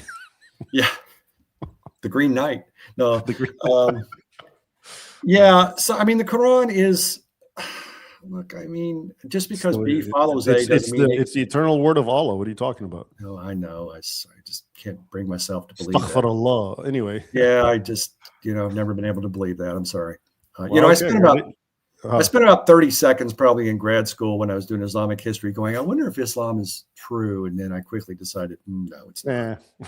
Yeah. All right. Yeah. Let's see. All right. Here's one for you. Lies destroy lives. Tim. If the Shia say Ali is the first Imam, how do the Shia view the first three of the four rightly guided caliphs? And why do Sunnis only regard the first four caliphs as rightly guided? I don't think the Shia believe any of the first four were rightly guided, really. But that is their epithet, al-Rashidun, right? Yes, right. Wait, what was the second part? The first part is if the Shia say Ali is the first Imam, how do the Shia view the first? In other words, what is the Shia view of the first? I guess it would be the first three caliphs. Omar and Uthman. Yeah, I mean they're okay, but it should have really been Ali all along because Ali. I think Shias accept the first three. Yeah. But the split becomes after Ali. Right, right. But it was better with Ali because Ali is directly receiving guidance from Allah. So, and then with the other hang on, let me get my glasses back on here. Why the Sunnis only regard first four caliphs? Because of the fitna, because of the civil war after the first four. And it almost implies that even the Sunnis feel bad about the Ali thing because he was killed and his kids were killed, right? Yeah. That's why they feel Muawiyah and the Umayyads are not necessarily rightly guided. Right. Yeah, that's true. And then you get the Abbasids who, are from a whole nother sector of the galaxy in a sense. All right. Shwamabub. What do you know about jihadism originating in the Russian Empire, Tatarstan? Russia controls the Islamic institutions there and banned hadiths, tafsirs, etc. to keep the Muslims away from the truth. I really don't know much about that, I will confess. I don't either, but let me give it a stab here. So what do you know about jihadism originating in the Russian Empire? Russia controls the Islamic institutions there. That's the only thing I know a little bit about, which is Russia does in fact have strong control over Islamic literature. It does sift through them, and if anything is seen as promoting jihadism or terrorism, there's a strong clampdown technically on them, I think. So do they ban the Quran? Well, yeah. The reason I know all this is because I once wrote an article a long time ago about Russia was being seen as very strong on this, but of course it wouldn't ban the Quran. Right. That's too much, right? But yeah, it's a good question. I'll look into it at some point. Okay. RK Angry German. Hello from your old pal from KFUO, where you got your big showbiz break on Studio A. I don't know if this person's talking to me or you, huh? St. Louis, me. Oh, he's talking to you? Okay. Comment on the Great Mosque of Damascus and Jesus' return. Yeah, I used to be quite a bit on Lutheran radio out of St. Louis. Okay. Yeah, so yeah, there's a hadith. I thought of this earlier. I didn't say it. There's a hadith. You probably know this, Raymond. There's a hadith that when Jesus returns to earth, he will descend upon the minaret of the great mosque in Damascus. And then what will be his first word? Kill the infidel? No, that's second, I think. His first word will be ladder. Ladder? Yeah, because he has to get down from the top of the minaret. So I'm like, wait a minute. He came all the way back from where Allah had him, heaven, I don't know, the dark side of the moon, wherever Allah put him, and he can't get down from the top of the minaret. Okay. So he literally needs a physical ladder so he can come down. Yes. Okay. Yeah. All right. Interesting. Here's another one. Mr. Lies Destroy Lives. Oh, we did this one. Sorry. Okay. Here we go. Dan Dave RC. Christian myths have basically become Islamic divine scriptures. They're forced to defend myths which even Christians laugh on. Mo just told stories he heard, Arab pagans vindicated by history. I guess this is kind of touching on what we were talking about, Alexander the Great, and how, Muslims and Arabs and Muhammad, just whatever they heard, they kind of synchronized and kind of came up with a hodgepodge religion. Yeah, and I think what might fall in that too is, like, for instance, there's stuff in the Quran that's from the apocryphal Gospels, right? Like, for instance, yeah. Well, the whole idea of Jesus not being crucified or someone in his place, isn't that the Gospel of Thomas? The pseudo. And the Gospel of Thomas also has that thing about Jesus when he's a kid, making little clay birds and they become alive and fly off. And even things that Christians have actually discarded and rejected, such as the Gnostic Gospels, all kind of in many ways do find their way into Islam, the final revelation. Dan Dave, why do you think Zoroastrians, Buddhists, Middle Eastern Christians are not able to resist Islam, whereas European Christians, Hindus, and Sikhs were? Well, I'm not sure how well Hindus were able to resist them, because you had a good point. Oh, they were 80 million were killed in yes. The Delhi Sultanate, and what was the other one? There were Muslim rulers. The Mughal. Yeah. There were Muslim rulers that slaughtered tens of thousands, if not more, of Hindus, and destroyed temples right and left and built mosques on top of them. So, I'm not sure how well the Hindus actually did resist. Why do you think Zoroastrians, Buddhists were not able to resist Islam? I could take a stab at it. Please. Well, the question presupposes that, Islamic jihadist manifestations were always the same at every century. But we can argue that in the 7th century, when the Zoroastrians and the Middle Easterners, meaning the people in the local region around Arabia where Islam was born, were conquered, was because at that point in time, Islam was immensely overwhelming. And of course, the argument is the Byzantines and the Sasanians were weakened by their own infighting and so forth. So we can say that. As far as Europe, well, portions of Europe were conquered, right? Spain for many centuries, the Balkans later on, the Mediterranean islands were all conquered. But of course, thankfully, Europe did fight back by and large. And so again, and Europe was further, obviously France is further than Egypt, which got conquered quickly, right? From the main heartland of the Islamic world, Arabia. So I think, the context and the circumstances and the geography plays a big role in it. Right. Let me ask you a question on that, because I teach military history too online. And one thing that I'm always puzzled by, and I don't really have a good answer for, is why is it in the initial Arab Muslim conquests, the Sasanians fell, but the Byzantines, although they lost territory, did not fall? Because the Sasanian Empire, by any measure at the time, was a very powerful empire. Although, as you said, that they and the Byzantines have been going at it for hundreds of years and beating the daylights out of each other. But yet the Byzantines did manage to survive, and the Sasanians didn't. Well, I think the answer, again, is somewhat related to geography in the sense that, the Sasanian Empire, what was it? It's Persia, it's Iran, which is, right there northeast of Arabia. So it could be overrun.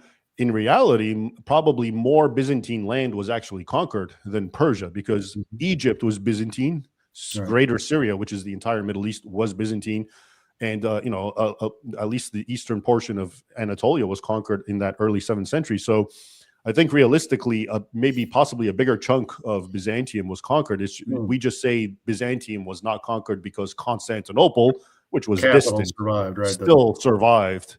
Whereas, the Sasanian was right there, right? It's the neighbor of Arabia. So it could easily, for that geographic reason, be overwhelmed and taken over. Yeah, good point. All right, let's see here. I think we're almost done with the questions.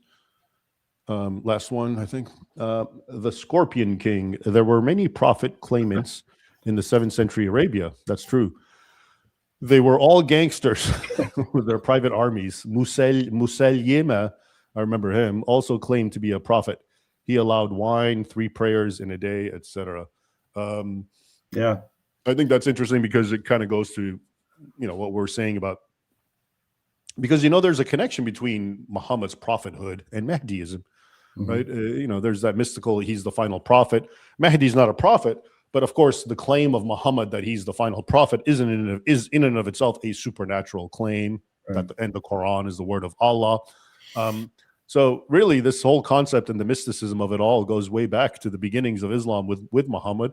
And it is true. Many people forget that at this time, there were a lot of self-styled prophets running around.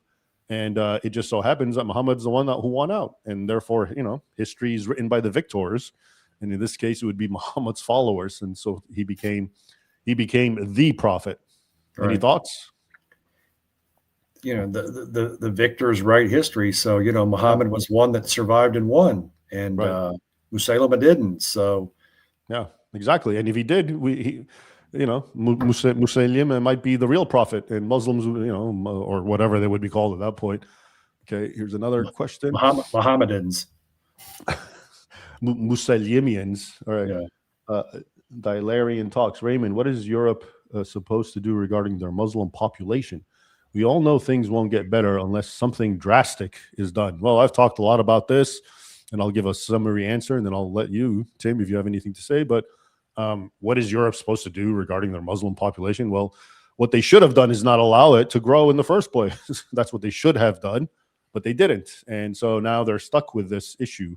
This is the classic example, and this is why I always really strongly try to differentiate when people, I don't know about you, but I'm personally tired of, in our, ecosystem and with what we do with Islam, you and me and so many other people, we warn against Islamic violence, Islam and intolerance, whatever, historically, contemporarily. But honestly, I've reached the point where it's not Islam anymore. It's just stupid Western policies.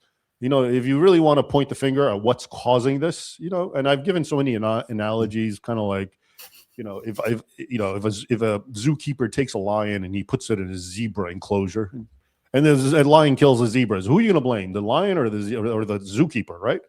And so I just hope people start. Islam is what it is, what we're talking about. I don't take anything back that I've ever said about Islam, and I believe it is what it is. But really, our problems today in Europe are all self-made, self-created, and self-perpetuated. And that's why I always point out. Whereas Western Europe, I'm in Europe right now, by the way, and the Western European nations like France and the UK and Scandinavia and Germany, they're just, everyone I talk to, even the liberals, are sick of it. It's, if there's any more semblance or attempt to claim that the Islam issue is not a problem, it's just the media at best. But everyone, left or right, is sick of it and overwhelmed But you look at other countries like these Slavic countries in the Balkans, and they just don't have this problem, even though they're weaker economically, militarily, in every which way, and they don't have this problem. So it just goes to show you that this was an easy fix. All you have to do is say, no thanks. I want to keep my demographic homogeneity the way it is, for example, and that would have been the end of it. But these countries did it to themselves. So, and the final point is, he says, we all know things won't get better unless something drastic is done. Exactly. But do Europeans have the will to do something drastic at this point? I don't think so. You, Tim, any thoughts? I very much agree with what you said. And I was just saying this to my wife the other day after church. I'm like, look, I was saying this to my son. My son still lives at home. My other one's off playing college football. I said, the government's not going to save us from this. I said, the church has to save us. I really have gotten to that point where I'm like, and part of this is I'm thinking, it's also an opportunity if the churches would get their stuff together. All these millions of Muslims, I don't know about Europe, but all these millions of Muslims in America, Christians should be trying to convert them. I mean, and this is kind of a riff on an article by, I know John Zamirak for the stream. John, John's a staunch Catholic friend of mine. I respect his opinion a lot. A year or so ago, he wrote an article for the stream when it was still doing articles saying, this is an opportunity for the churches, all these Muslims in America, let's convert them instead of them being, it was actually, I don't know if John used this, but it reminded me of a quote from, was it St. Paisios, the Orthodox saint? The best way to treat an enemy or to get rid of an enemy, and I'm paraphrasing, the best way to get rid of an enemy is to make them your friend. And I do think that the churches, I don't know that we need to do missions overseas anymore. Why don't we just do missions here? Again, I don't know what's going to happen in Europe. I mean, there's some indications, I think, that they're starting to experience a Christian revival, and I hope that's true. As long as not some of the people that are advising President Trump. But, again, it's almost the point where I don't care if you're Catholic or Orthodox or conservative Protestant, not nut job Protestant. It's just bringing Muslims to Christ, I think, is what needs to be done. And yes, should we not have brought all of them in? And maybe the United States, I think we have stopped doing what we were doing. I saw some information the other day where about the refugee status granted to people under the Trump administration as opposed to under Biden's administration. Under Biden's administration, refugee status is being granted to people from all kinds of Muslim countries. Under Trump, it's not been. So, that's a good thing because look, when you bring in lots of people that have a different culture, not just a different religion, but a different culture, and they are not going to change that, at least they seem to be adamant about it, you're just asking for trouble. You were just asking for trouble. So again, I hope the government does something. I don't know that I trust the government to fix this problem anymore and to save our civilization. I think it's up to Christians to do that. Yeah. About your point, which is converting Muslims to Christianity, two observations. One, that is, of course, the Christian mandate. That's what Christians are supposed to be doing. I completely agree with you. Why even go overseas when your own country, right, is rife or ripe, really, for proselytization? But it's the exact opposite. I mean, it's one thing for secularists and atheists to tell Muslims, you do your thing, believe your way. But even Christians do that, right? And maybe not so much in America, but in Europe, I've seen this a lot. I was at an Anglican church, of course, where they're more interested in ecumenical outreach and inviting Muslims over on Easter to proclaim Quran truths and whatnot, right? So it's the opposite. And the other observation is that even from if you want to look at it from a pragmatic point of view, not just a spiritual point of view, conversion is actually more prone to success than everything else, because one of the problems in the West in general is, and you see this all the time. I have this conversation with a lot of people in Europe, which is the most radicalized Muslims are the newest generations, the latest generations. It's not the first generation; it's the third and fourth. Right. Okay, and why is that? Because I think they find there's absolutely no meaning in Western civilization, Western culture. It's just purely hedonistic, nihilistic, and so they naturally fall back onto their own culture and they try to find meaning in that. But if actually you had robust Christianity reaching out to them and showing them itself, then this would be a way of fighting fire with fire. Okay, you can't get a Muslim who's working through a theological paradigm to just win him over through secularism. Okay, that's actually repulsive generally. But if you do it through a theological paradigm, your own, and you're fighting fire with fire, Christianity versus Islam in this case, I think that's a lot more potent. And I've seen this, and I've written this before a long time ago. I don't know if you remember Father Zechariah Boutros. He was I remember I used to watch him, and I wrote it, and he's still around, but I wrote about him 20 years ago on an NRO article. And what he was doing is, he attacks Muslims, he exposes Islam, he's a polemicist against Islam, but then he actually doesn't just leave them there and say, oh, see, your religion sucks, now you have to be a secular humanist. No, he presents Christianity and tries to supplant it. And it was very effective. I think it still is. That's still the most effective means of combating Islam in the Islamic world. It's actually Christian proselytization. Because you need something. Muslims can't go from believing in Allah to becoming atheists.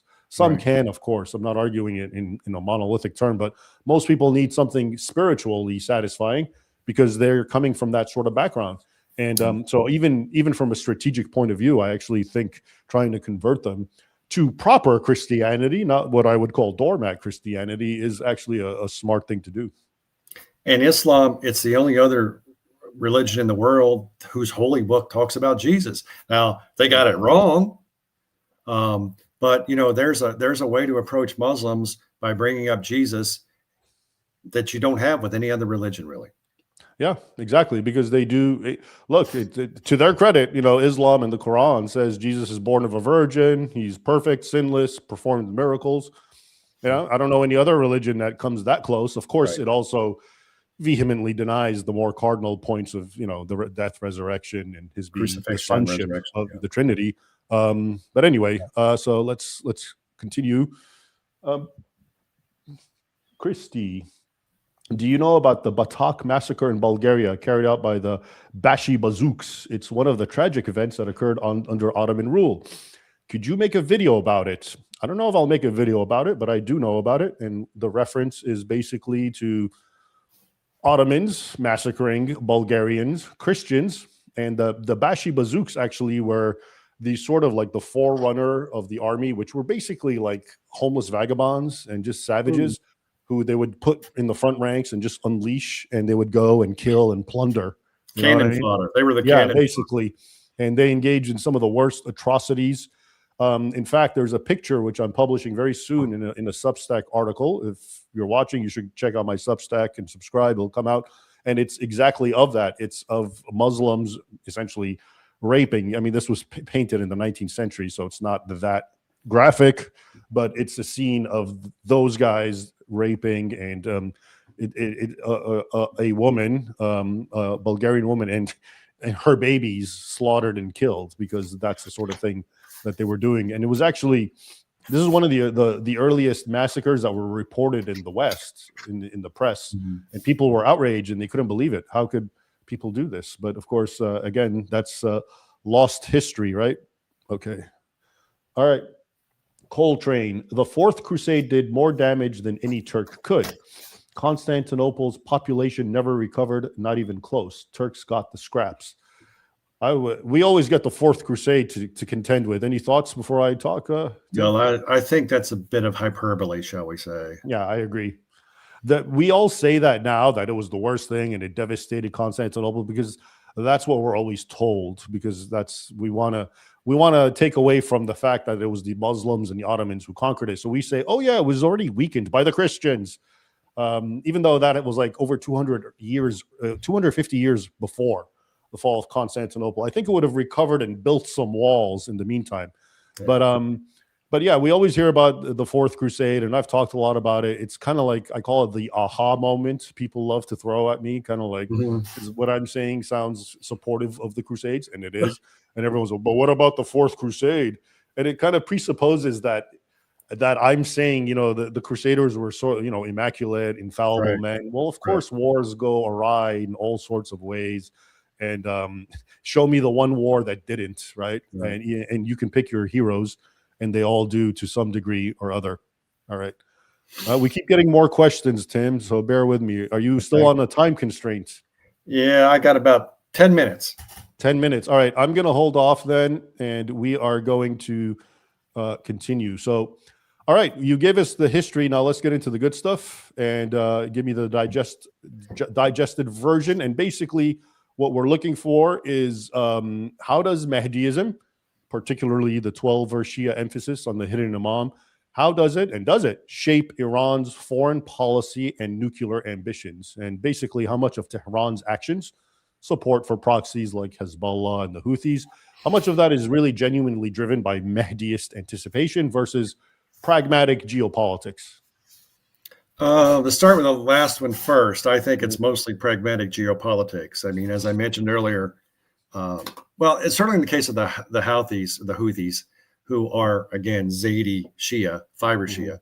The Iranian brand of Shiism and the Yemeni brand of Shiism are pretty distinct. But since the Houthi Zaidis make up 40% of the population, at least, of Yemen, and Iran needs all the friends it could get around the world, some decades ago, they decided they would start supporting these guys. And again, like you said, with blaming, stupidity of Western leaders and Western policies.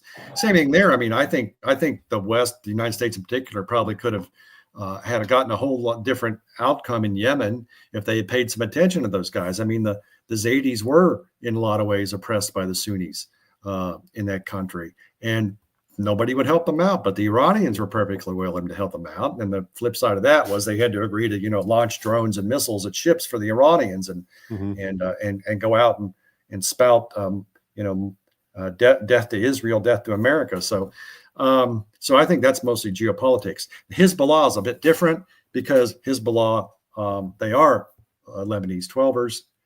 And as you know, there are connections between particularly the Ayatollah families going back hundreds of years, and a lot of the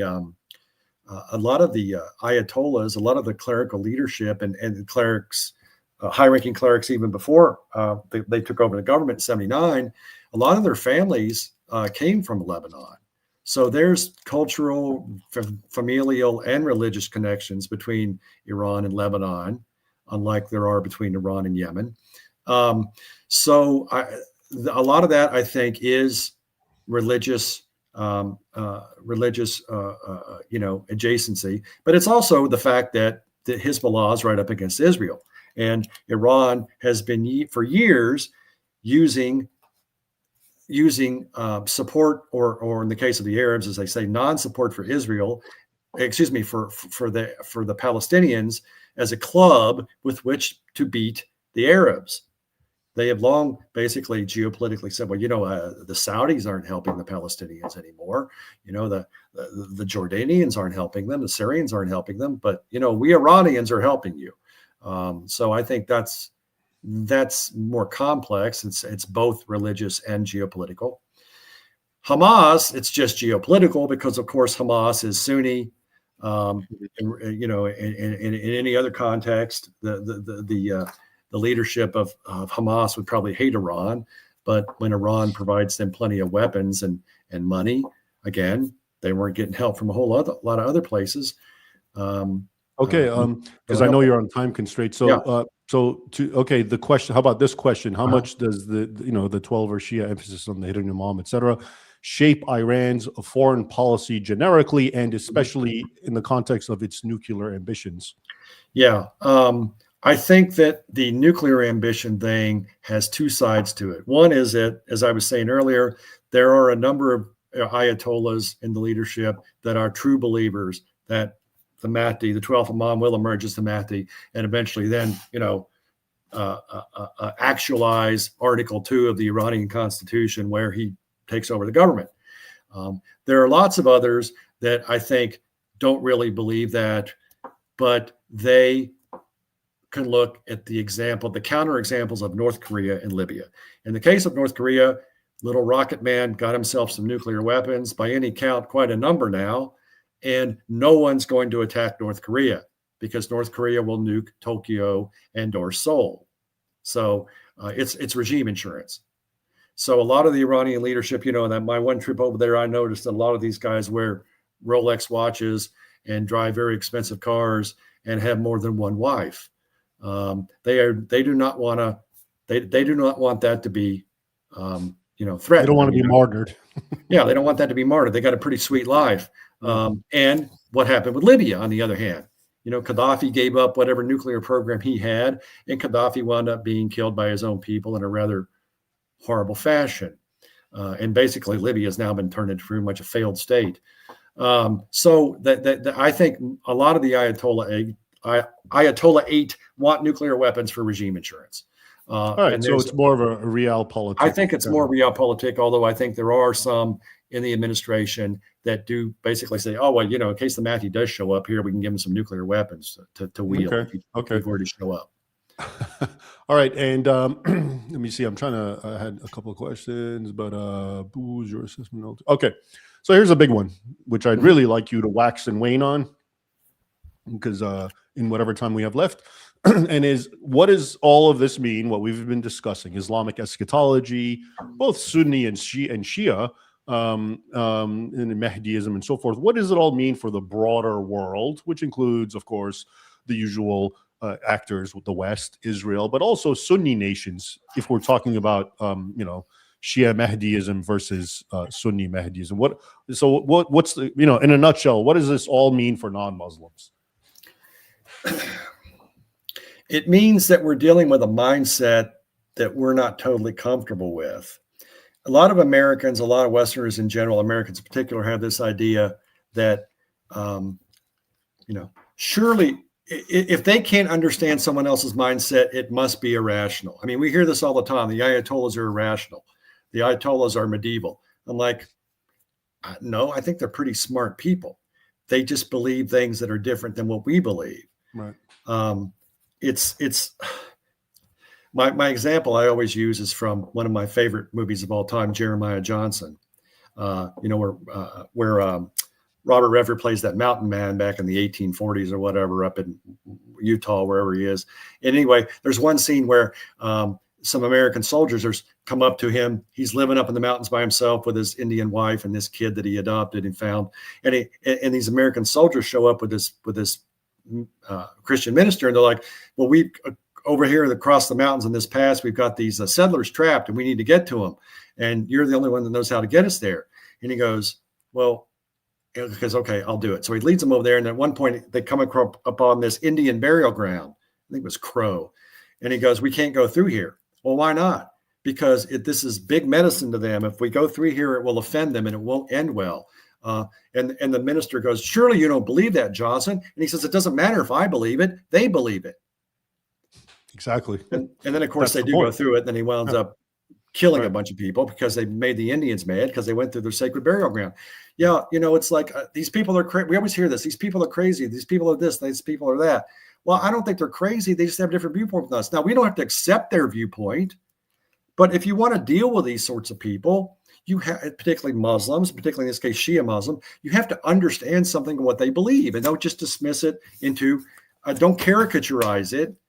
Again, and one of the things I've always fought against, and maybe I fought against it a little less lately than I used to, but this idea that, well, the Iranians only want a nuclear weapon so they can destroy Israel, nuke Israel or New York, and then usher in the coming of the Mahdi. I'm like, well, I think there might be a couple of Ayatollahs believe that, but I don't think that's most of what they believe for the reasons I previously mentioned.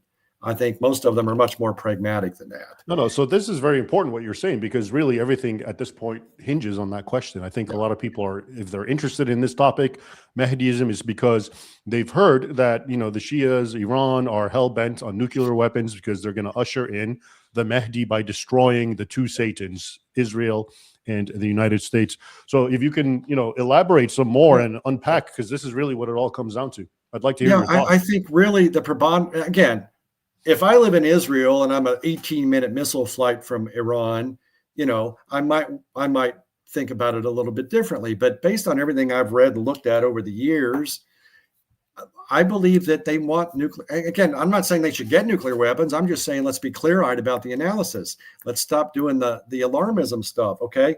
I think that the rational actor data leads me to believe that they want nuclear weapons for regime insurance. Because even if they were to get them, use them on Tel Aviv, what would happen to Iran 18 minutes later? Right, it would be a radioactive parking lot. Well, but the logic is they don't care because they want to be martyred. Okay? Yeah, but they'll be in hot water with the Mahdi if, when he comes, all he gets to rule over is a radioactive parking lot. That will probably annoy him.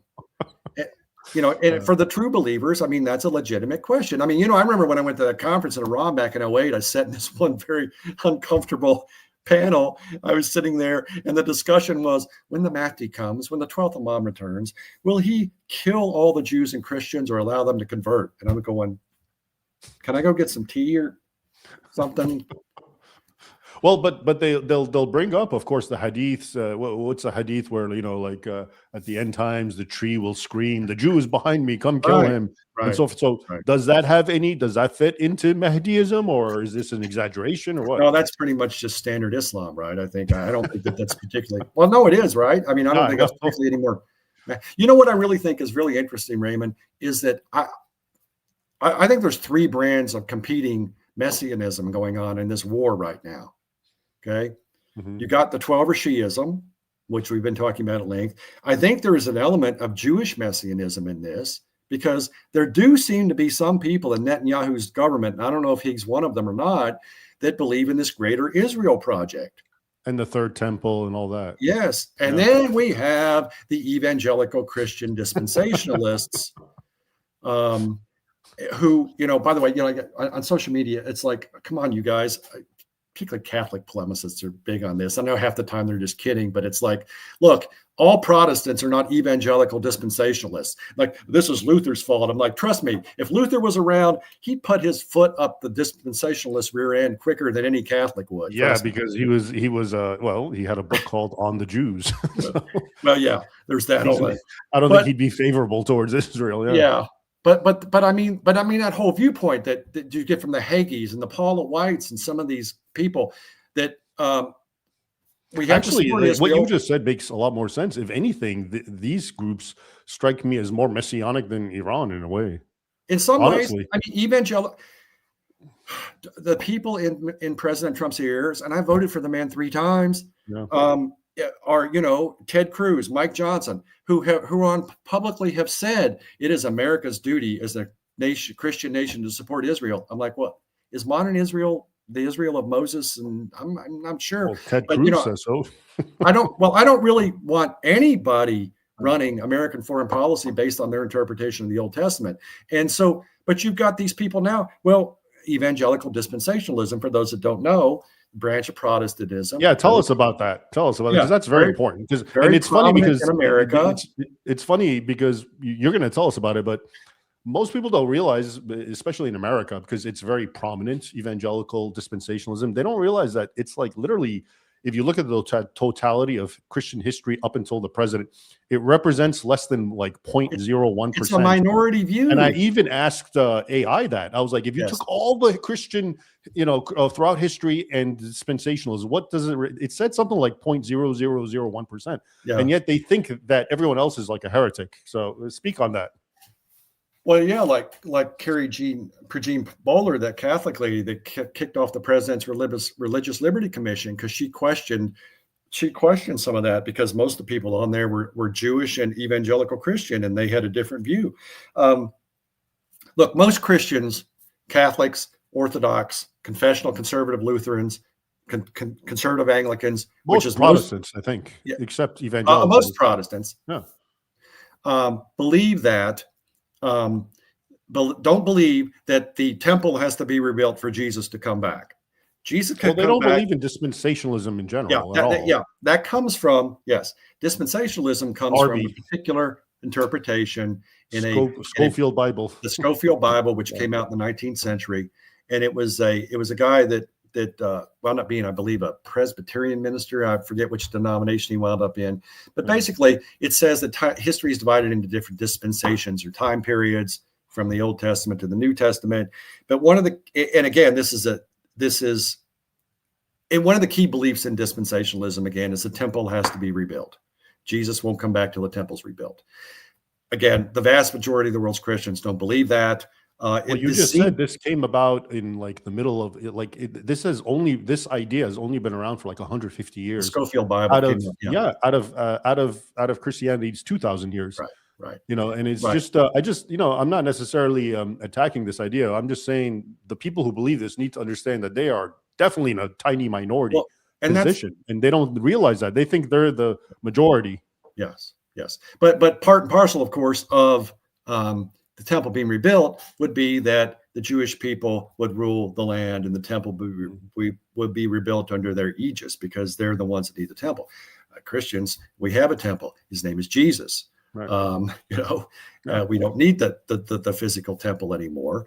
But I mean, most Christians believe that. But where it becomes problematic is that is one interpretation of Scripture, where that is being used to inform, if not decide, policy. Foreign policy, yeah. That's where it becomes problematic. So in a way, what you're saying is we shouldn't be hurling rocks at glass houses because about Mahdi, about eschatology, because if anything, it seems like we're doing it. To some degree, you could argue that. I mean, it's a little different form, but it's kind of the same viewpoint.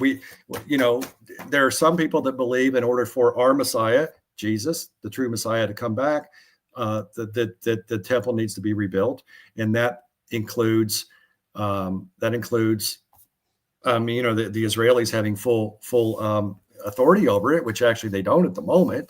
And if they were to rebuild it, what else could be guaranteed to cause World War III with the Muslims rather than destroying Al-Aqsa Mosque and the Dome of the Rock, which you'd have to do? So, I mean, it's unfortunate, but this is, and again, I'm not saying that religion shouldn't inform policy. I mean, we're a majority Christian country, and I sometimes wish that Christianity informed our policy more. But this is a very narrow interpretation of a certain bit of theology that, again, this is not just my opinion. I mean, Mike Johnson and Ted Cruz have both said, they're both on record, you can look it up, saying that it is America's duty as a Christian nation to support the country of Israel. I like Israel. I've been there 3 times. I don't have a problem with Israel, but that doesn't mean that I think everything Israel does is right, just like I don't think everything Finland or Japan or Russia or China does is right. Does that make you an anti-Semite? Well, that's what got Carrie Prejean Bowler kicked off the Religious Liberty Commission, because several of the rabbis on there said that the definition of anti-Semitism included the criticism of Israel. And she said, well, Catholics are officially, this is the position of the Catholic Church, which is, again, that the modern state of Israel is not ipso facto the same as the ancient country of Israel in terms of biblical interpretation for Christians. They kicked her off the commission. Yeah, so I guess, going back to our topic of eschatology and Mahdism, basically, it seems like what you said earlier is actually true. This is like a 3-pronged eschatological thing. If it is in Iran, and it is, obviously, we've established that, it's also in Israel, and it's also especially amongst the evangelicals of America. It is. It has a Jewish, it has a Christian, Zionist, and it has a Islamic kind of manifestation, which is a pretty wild mixed cocktail, actually, if you think about it. Yeah, especially when you're talking about nuclear weapons or getting rid of the possibility of nuclear weapons. And so bottom line, Mahdiism to you and Islamic eschatology and Twelver Imam and Shia Imam in Iran, for whatever it is, you don't see it as necessarily driving Iran to any more of a hostile or nuclear ambition or anything like that, any more than it is for real politic reasons? Or is it adding something to it? I think it, as Emeril Lagasse used to say, I think it kicks it up a notch. Okay. But I think the primary reason that Iran wants nuclear weapons is they are, to a large degree, a pariah state in the modern world. And it would keep them from suffering. The leadership thinks it would keep them from suffering the fate of Muammar al-Gaddafi. Yeah, that was a pretty sordid fate, actually. Yeah, you're right. I mean, I think the lesson, we have to be honest and realistic.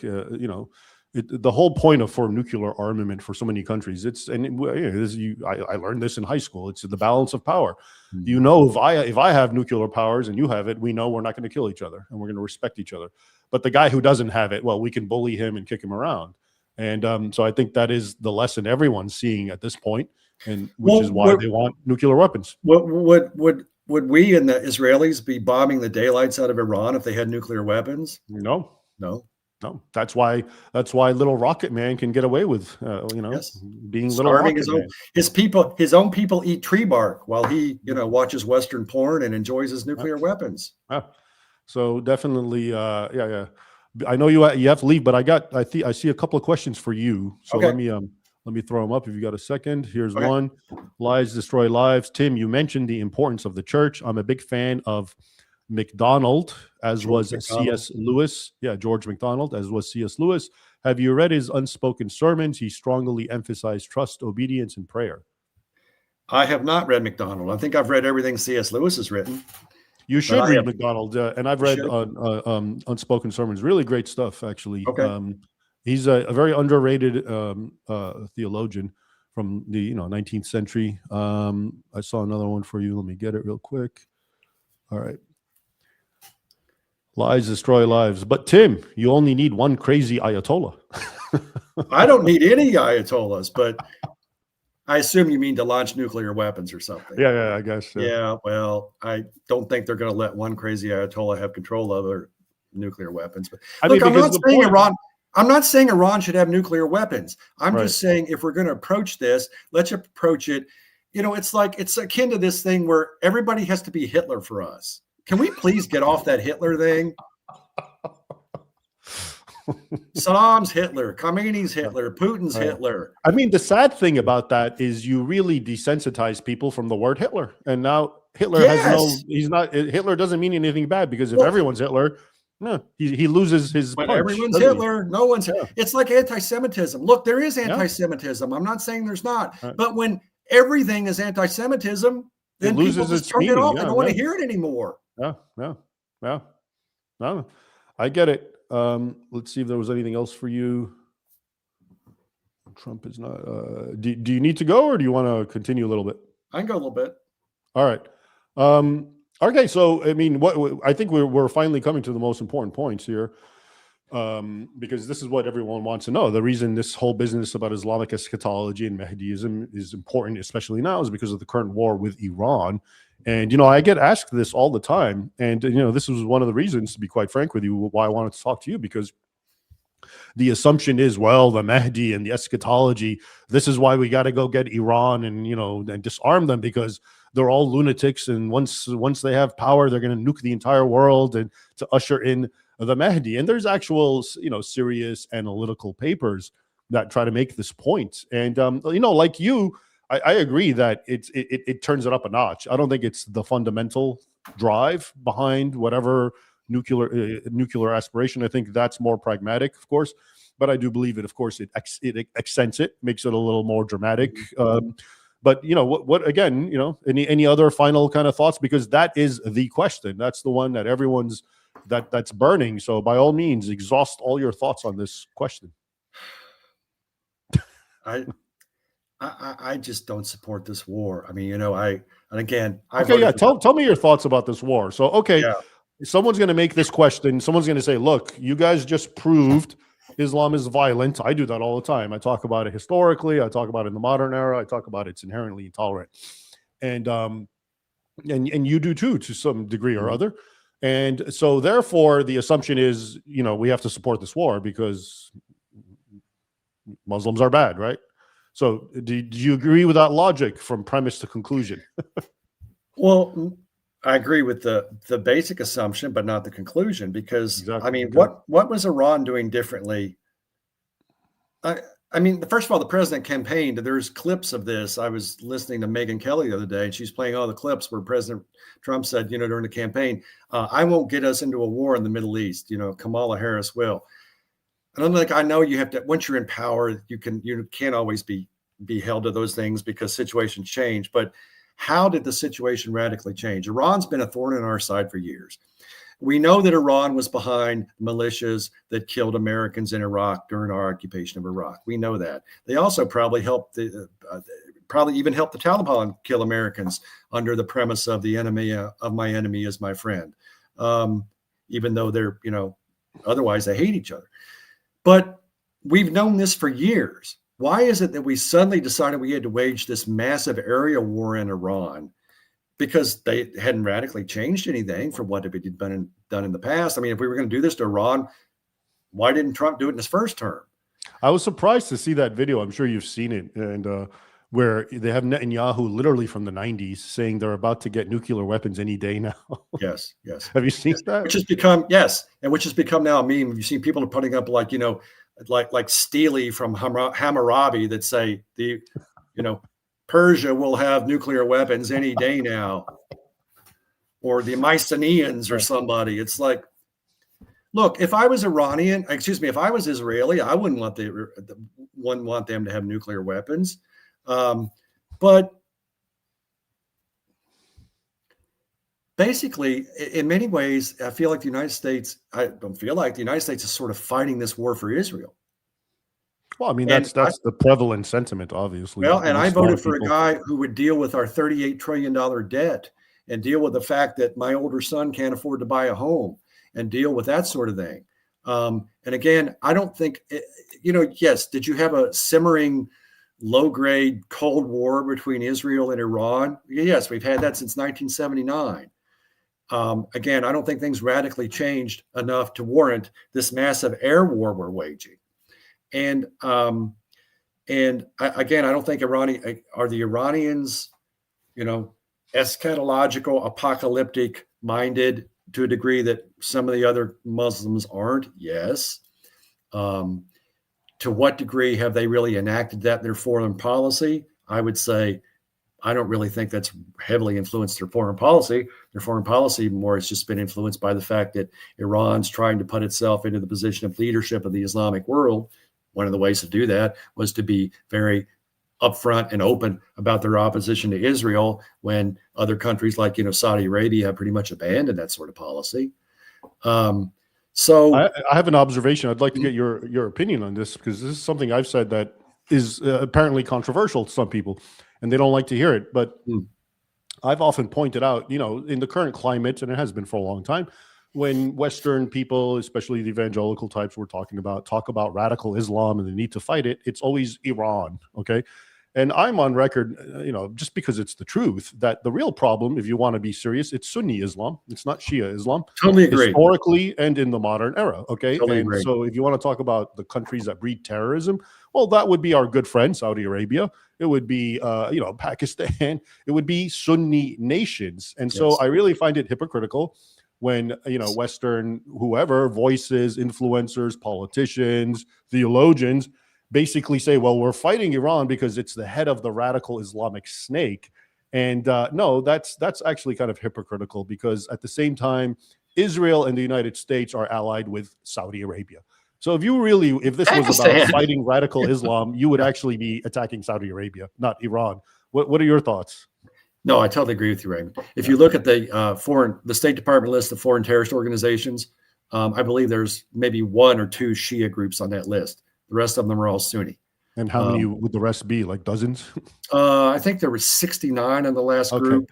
So 69, would be Shia. I think Trump did designate like 7 or 8 of the cartels as terrorist groups, but something like 70% of them are Muslim, and 68% of them are Sunni. Yeah. Because Sunni Islam, jihad, again, they're much like with Mahdism.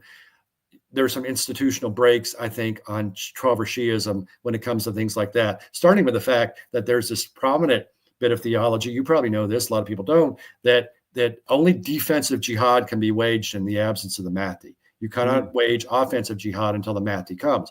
Well, since he's not here, I mean, you can argue on the margins about what qualifies as defensive jihad, but that is a very strong concept in Shia Islam. You don't have that in Sunni Islam. Basically, well, I mean, even the even the historical examples you gave, which are the ones I know of prominent Mahdis who had an intricate connection to jihadism, were all Sunnis. So even in the context of Mahdiism, which we're talking about, which seems particular to Iran, everybody in my book that I go over, this is my old book, my dissertation. That's a great book. I got it, read it, liked it. Thank you, Raymond. Recommend it's very boring. It's very boring, as it would good. be. A dissertation turned into a book is always boring, but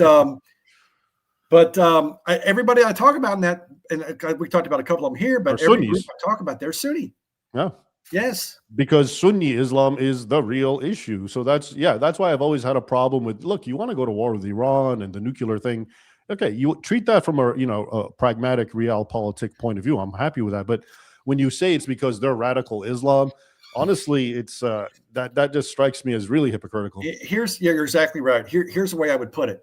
Iran, politically and geopolitically, yes, is the world's foremost state sponsor of terrorism. At least it has been. I'd have to see the data. That needs to be updated. But theologically, I would argue Shia Islam is less prone to jihadism than Sunni. Right. In the Sunni world, Saudi Arabia and Pakistan, two of the prominent examples that you brought up, they're politically, they may not sponsor terrorism, but the brand of Islam they espouse, particularly Saudi Arabia, and disseminate around the world is the very basis of jihad. Exactly. And that's the point.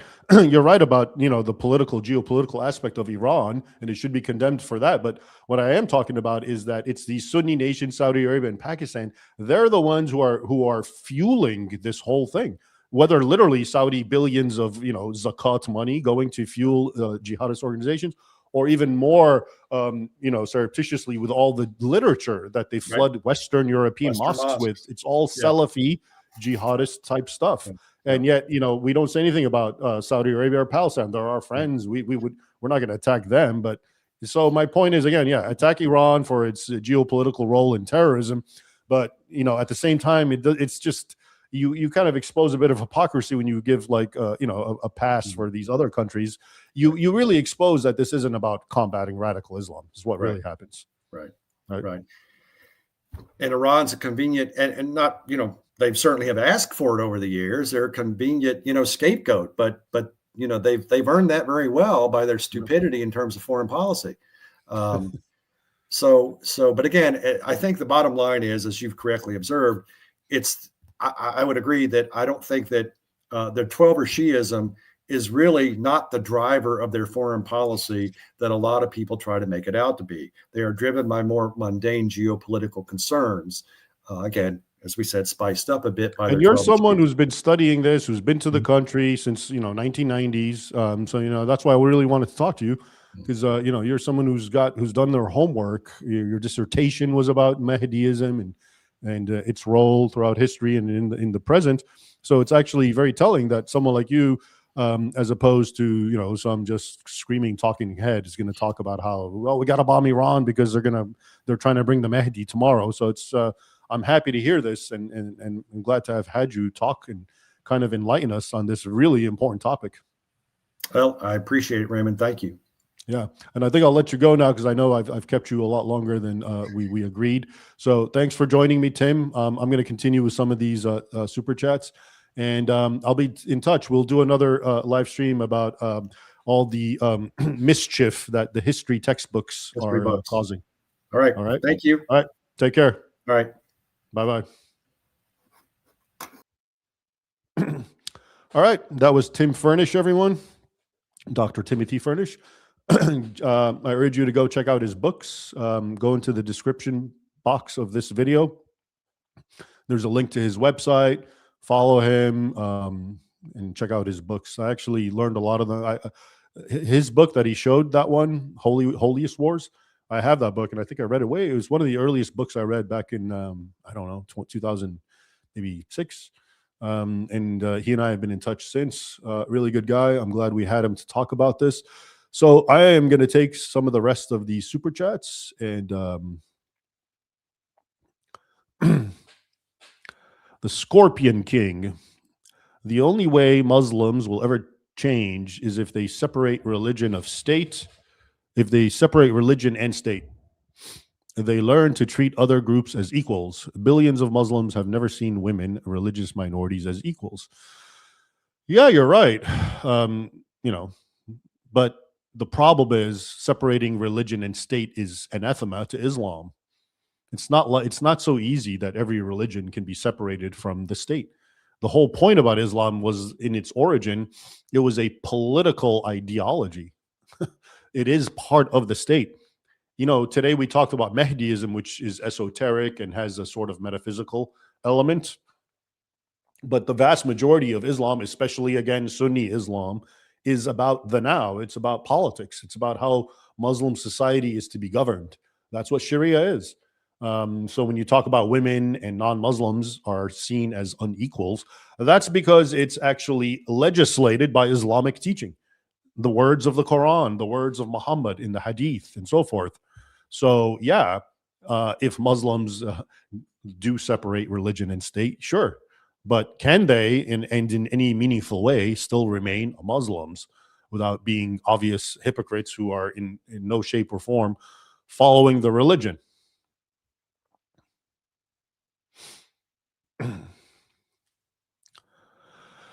The Scorpion King again. Most Muslims who leave Islam become atheists. They just leave religion altogether. In West, they assimilate in the dominant non-Islamic culture. I think I already pointed out that a lot of Muslims, ex-Muslims, do apostatize to atheism, but I know a lot also convert to religions, almost always Christianity. I know that because I see them all the time. I deal with them all the time. So, okay, that's an observation, and I'm not necessarily against it. I just think it's both. It's hard to say the majority, what the majority is. I guess there would have to be a poll or something that's accurate. If you know one, send it. R1019. Are you familiar with a book called Oracle of Tabriz, a book of history that was published 1601 AD? How accurate is it if you know? It sounds familiar, but I don't know it. But a book published in 1601 called Oracle of Tabriz sounds very interesting to me, so I'm going to have to look that up. Thanks for bringing it to my attention. You should have told me its significance, but I'll look into it. Snowdrifter, where are you going? Same place as you, Jeremiah. Okay.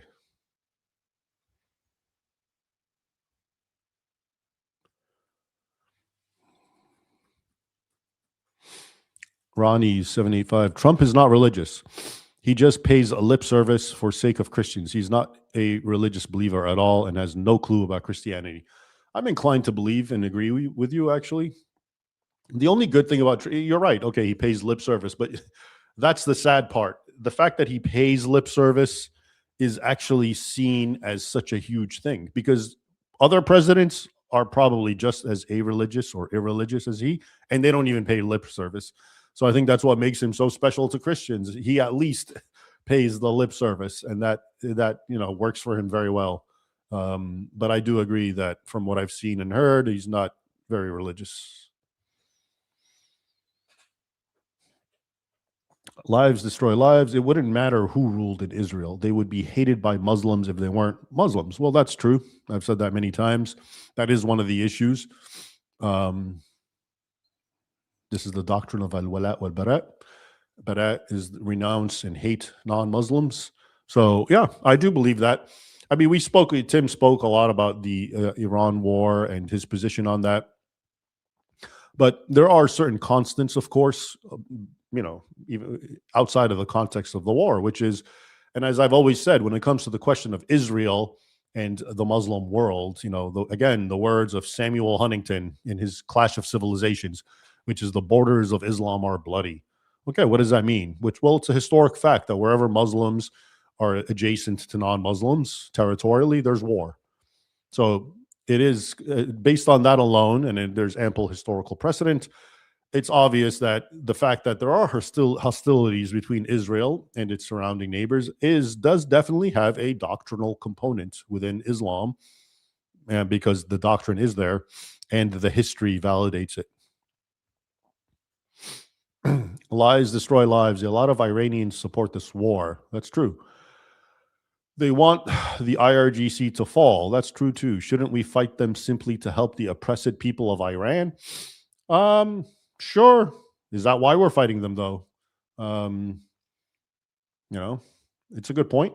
And if it does help them, but what if it leads to something worse? A lot of the countries that the US meddles in and topples this or that dictator or whoever, Tim was mentioning Libya, for example, which has become a failed state. It actually ends up being worse for the people. So if your argument is we should do it for the people, okay, then we need to really reassess how it's done for the people, if that is the real argument.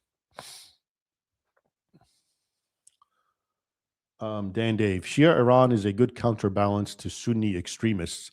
They keep fighting each other and are totally divided. We want that, just no nuclear for them. Yeah, sure. Having Sunnis and Shias quarrel is, of course, a cynical but strategic way to keep them, busy fighting themselves. So that's maybe something for the CIA to engage in. Not that it hasn't, of course, but yeah, logical.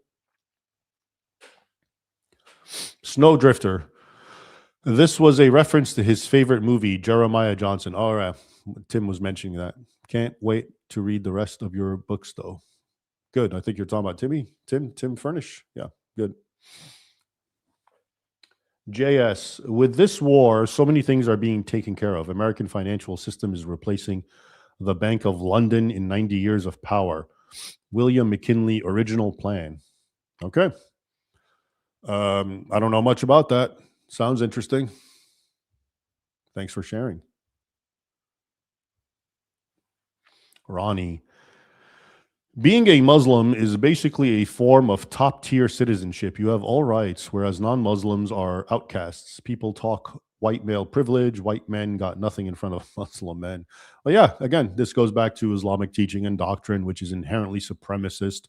Muslims are, of course, privileged in a socio-economic or political paradigm. Basically, a Muslim society, non-Muslim is openly degraded and kept as a second class at best citizen. That is, again, going back to the other observation, a part of the religion. Okay, it's mandated in the actual core texts of Islam, the Quran and the Hadith. This sort of oppressive attitude towards the non-Muslim who lives amongst the Muslims. Optimum Prime, no, Optimum Princeps. Okay, I'm thinking of what am I thinking of here? Optimus Prime. What is that? Transformers. All right, 80s flashback. Do you think Turkey will attack Israel in the future? Is Turkey still trying to regain control of the former Ottoman Empire? Do I think Turkey will attack Israel in the future? Well, let's look at the second one. If it does try to regain control of the former Ottoman Empire, and there is some evidence for that, especially in the context of Erdogan himself, that he's often seen and styles himself as some sort of neo-Ottoman sultan with grand aspirations. So certainly, if part of it is to regain the former Ottoman Empire, well, Israel, modern-day Israel, was part of the Ottoman Empire before it came into being right after World War II. So the logical next step, of course, would probably be to attack it, and attack actually even the other Muslim countries in order to bring them under the fold, actually, of Ottoman rule. So, but yeah, such is the nature of Islam. All right, everyone. Thank you for joining us. I hope this was an edifying and enlightening episode with Timothy Furnish on a pretty hot topic that keeps coming up and a lot of people keep asking me about, asking others about. So we figured we wanted to actually formally address it. Here's one more super chat. Ronnie, did Islam come from some weird form of Christianity? like Muhammad misunderstood Christian terms like son of God, thinking Jesus is like a biological son. Was Mo some kind of Christian before Islam? All right, these are a lot of interconnected questions. So there is a theory that Muhammad, of course, was, well, it's not much of a theory. I think it's the truth. He was influenced by, I believe, a Nestorian Christian, which would be considered heretical at the time. And Nestorians, their Christology was such that it humanized. Jesus is human, of course, but he's equal God, equal human, according to the Council of Nicaea. But the Nestorian branch, which is even after the Council of Nicaea, this is actually after the Council of Chalcedon, I believe, where the big split happens. But long and short of it is, I think Nestorianism really kind of undermines or minimizes Jesus's divine aspect in favor of his human aspect, which, of course, if that's the case, would make sense that Muhammad insisted that Jesus was not the Son of God, was not divine.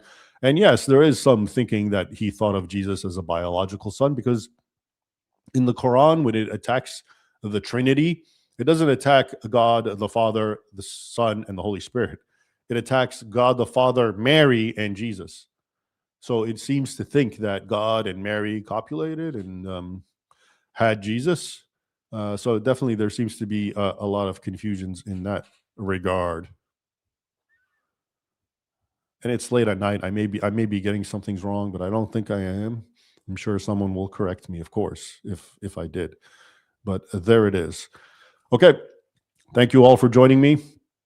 And stay tuned for another live stream soon and many more videos to come.